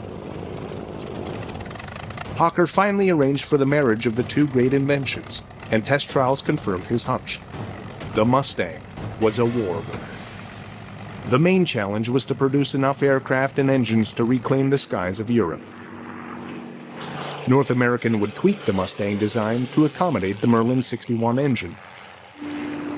It was a much more powerful engine, so the original P-51A airframe had to be reinforced. As well, the three-bladed prop was exchanged for one with four blades. The addition of plumbing for drop tanks might have seemed a small change, but it would have a great impact on the air battles to come. Packard took up manufacture of the Merlin 61 engines in the U.S. They were designated the V-1650s. Packard had arranged a licensing agreement with Rolls-Royce earlier in the war. Ford was originally slated to build American-made Merlins and seemed a perfect choice due to the company's industrial might. But Henry Ford was adamant that his company build defensive weapons only. North American's double-supercharged aircraft, the P-51B and P-51C, first took flight in the spring and summer of 1943. Air Vice Marshal Paddy Harbison recalls when the Mustangs first arrived at his Spitfire squadron. Well, of course, the Mustang was a revelation. It was a much more comfortable airplane than the Spitfire was. And I have heard people talk about the relative merits of both. They were both war winners. The Spitfire was meant as an interceptor. It could outturn a Mustang and it could outclimb it. But it didn't have the legs the Mustang had. And of course, if you can't get to where the fight is, you're not too effective. As P-51 started to arrive in Europe, the war was changing, and the Mustang was the perfect aircraft for the time. The U.S. was taking the war to Germany. They were bombing the German war industry out of business. The only problem was their bombers were being shredded by speedy German interceptors. The U.S. had hinged their hopes on the ability of their bombers to defend themselves by maintaining a tight box formation. When this strategy failed, they were in dire need of an escort fighter. The P-38 Lightning was simply not agile enough to take on the role. Then there was the P-47 Thunderbolt. It was an awesome radial engine fighter, more than capable of taking care of itself in battle. But it had two major flaws. It was expensive, and it lacked the range to take the bombers all the way to Berlin and back. The P-51Bs and Cs arrived just in time. They had been designed to carry drop tanks, and with the addition of a fuel tank behind the pilots, they had more than enough fuel to escort American bombers to Hitler's lair. The Mustang proved more than a match for Germany's FW-190 and Me-109. Slowly, American bombers closed in around Berlin.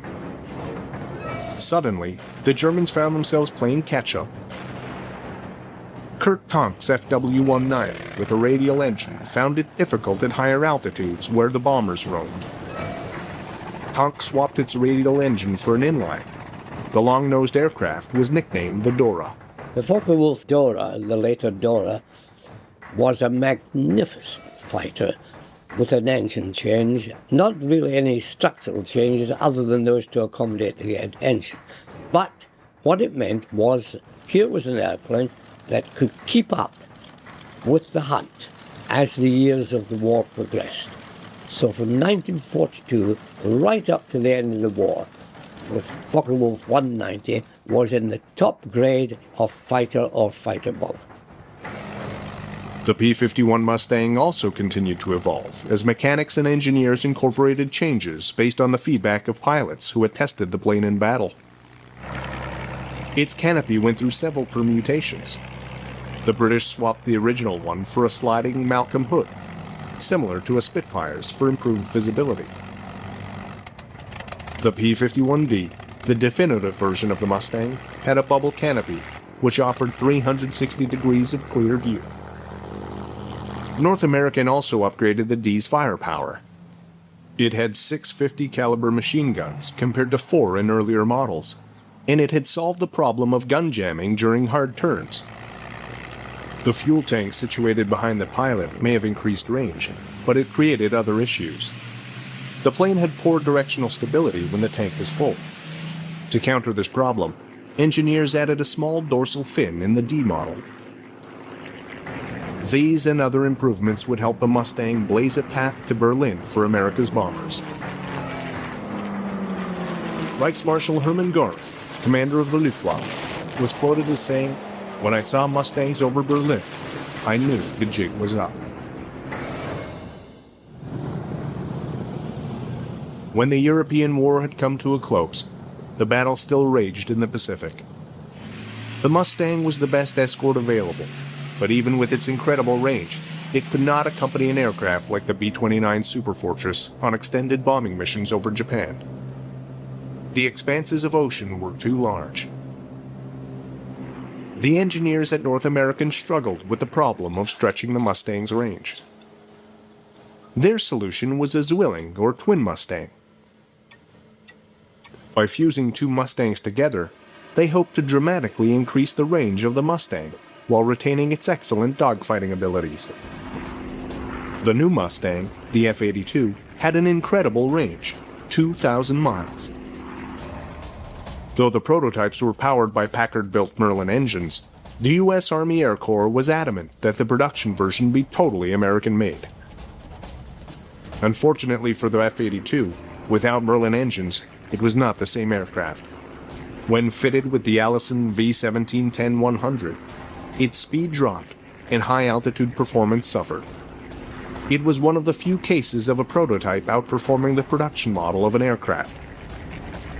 By the time the F-82 was ready, Japan had surrendered, and the war was over. After the war, the P-51 continued to serve, while other piston engine fighters of the era went quietly into retirement. Though it was the dawn of the jet age, there was still a place for the Mustang in a variety of roles. Colonel Ray O. Roberts flew the Mustang during its second life.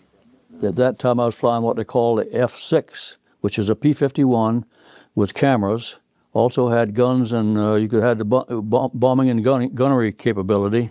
And we participated in a post-hostilities mapping program. We mapped, revised all the Japanese maps, photographed, did aerial photography in Japan and Korea. When the Korean War arrived, Mustangs which had been mothballed for long-term storage were suddenly being shipped across the Pacific on carriers. Unable to compete with the next generation of jet fighters for the dogfighter role, Mustangs returned to where they started. In Korea, Mustangs made excellent ground attack aircraft.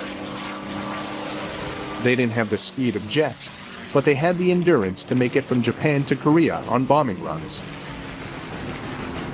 In Korea, the F-82 also had an opportunity to taste combat for the first time. F-82s flew strike, escort, and night fighter missions. The marriage of the P-51 Mustang and the Merlin 61 engine produced incredible results. It provided the Allies with an effective escort to pound the last nails into Germany's coffin.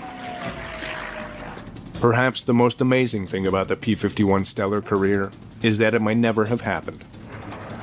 If the Merlin and Mustang had never been mated at the suggestion of Hawker at Rolls-Royce, the P-51 might have had a humdrum career as a reliable ground attack aircraft, rather than an elite dogfighter. It arrived at the right time and the right place in history, just when the Allies needed an escort fighter.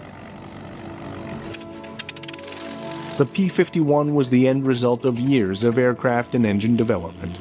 Though jet-powered aircraft would supplant it, the impact of the Mustang and Merlin in military history cannot be unwritten or denied.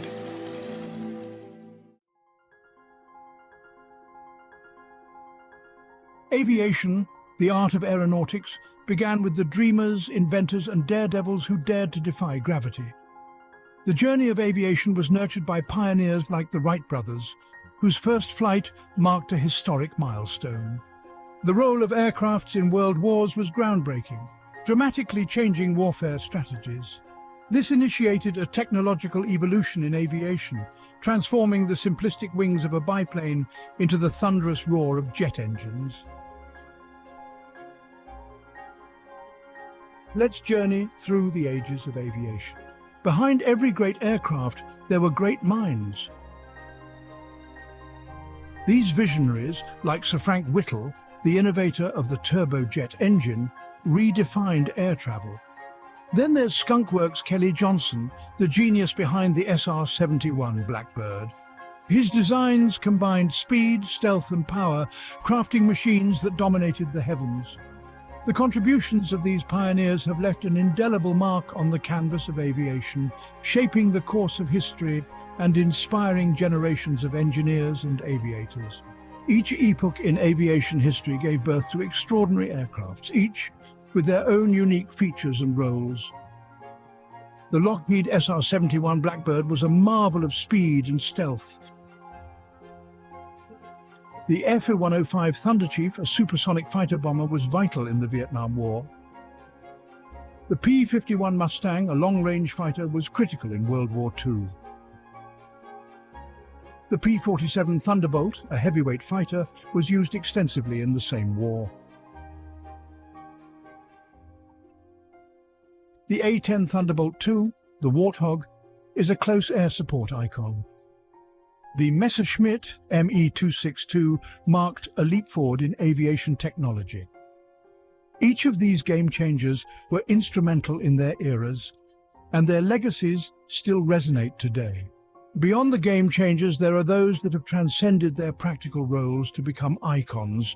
The Concorde was not just an aircraft, it was a supersonic symbol of luxury and speed. The B-52 Stratofortress, a strategic bomber, is an icon of power and resilience. These magnificent machines and others like them have become much more than just aircrafts. They are enduring icons that encapsulate the audacious spirit, the relentless innovation, and the boundless ambition that define the world of aviation.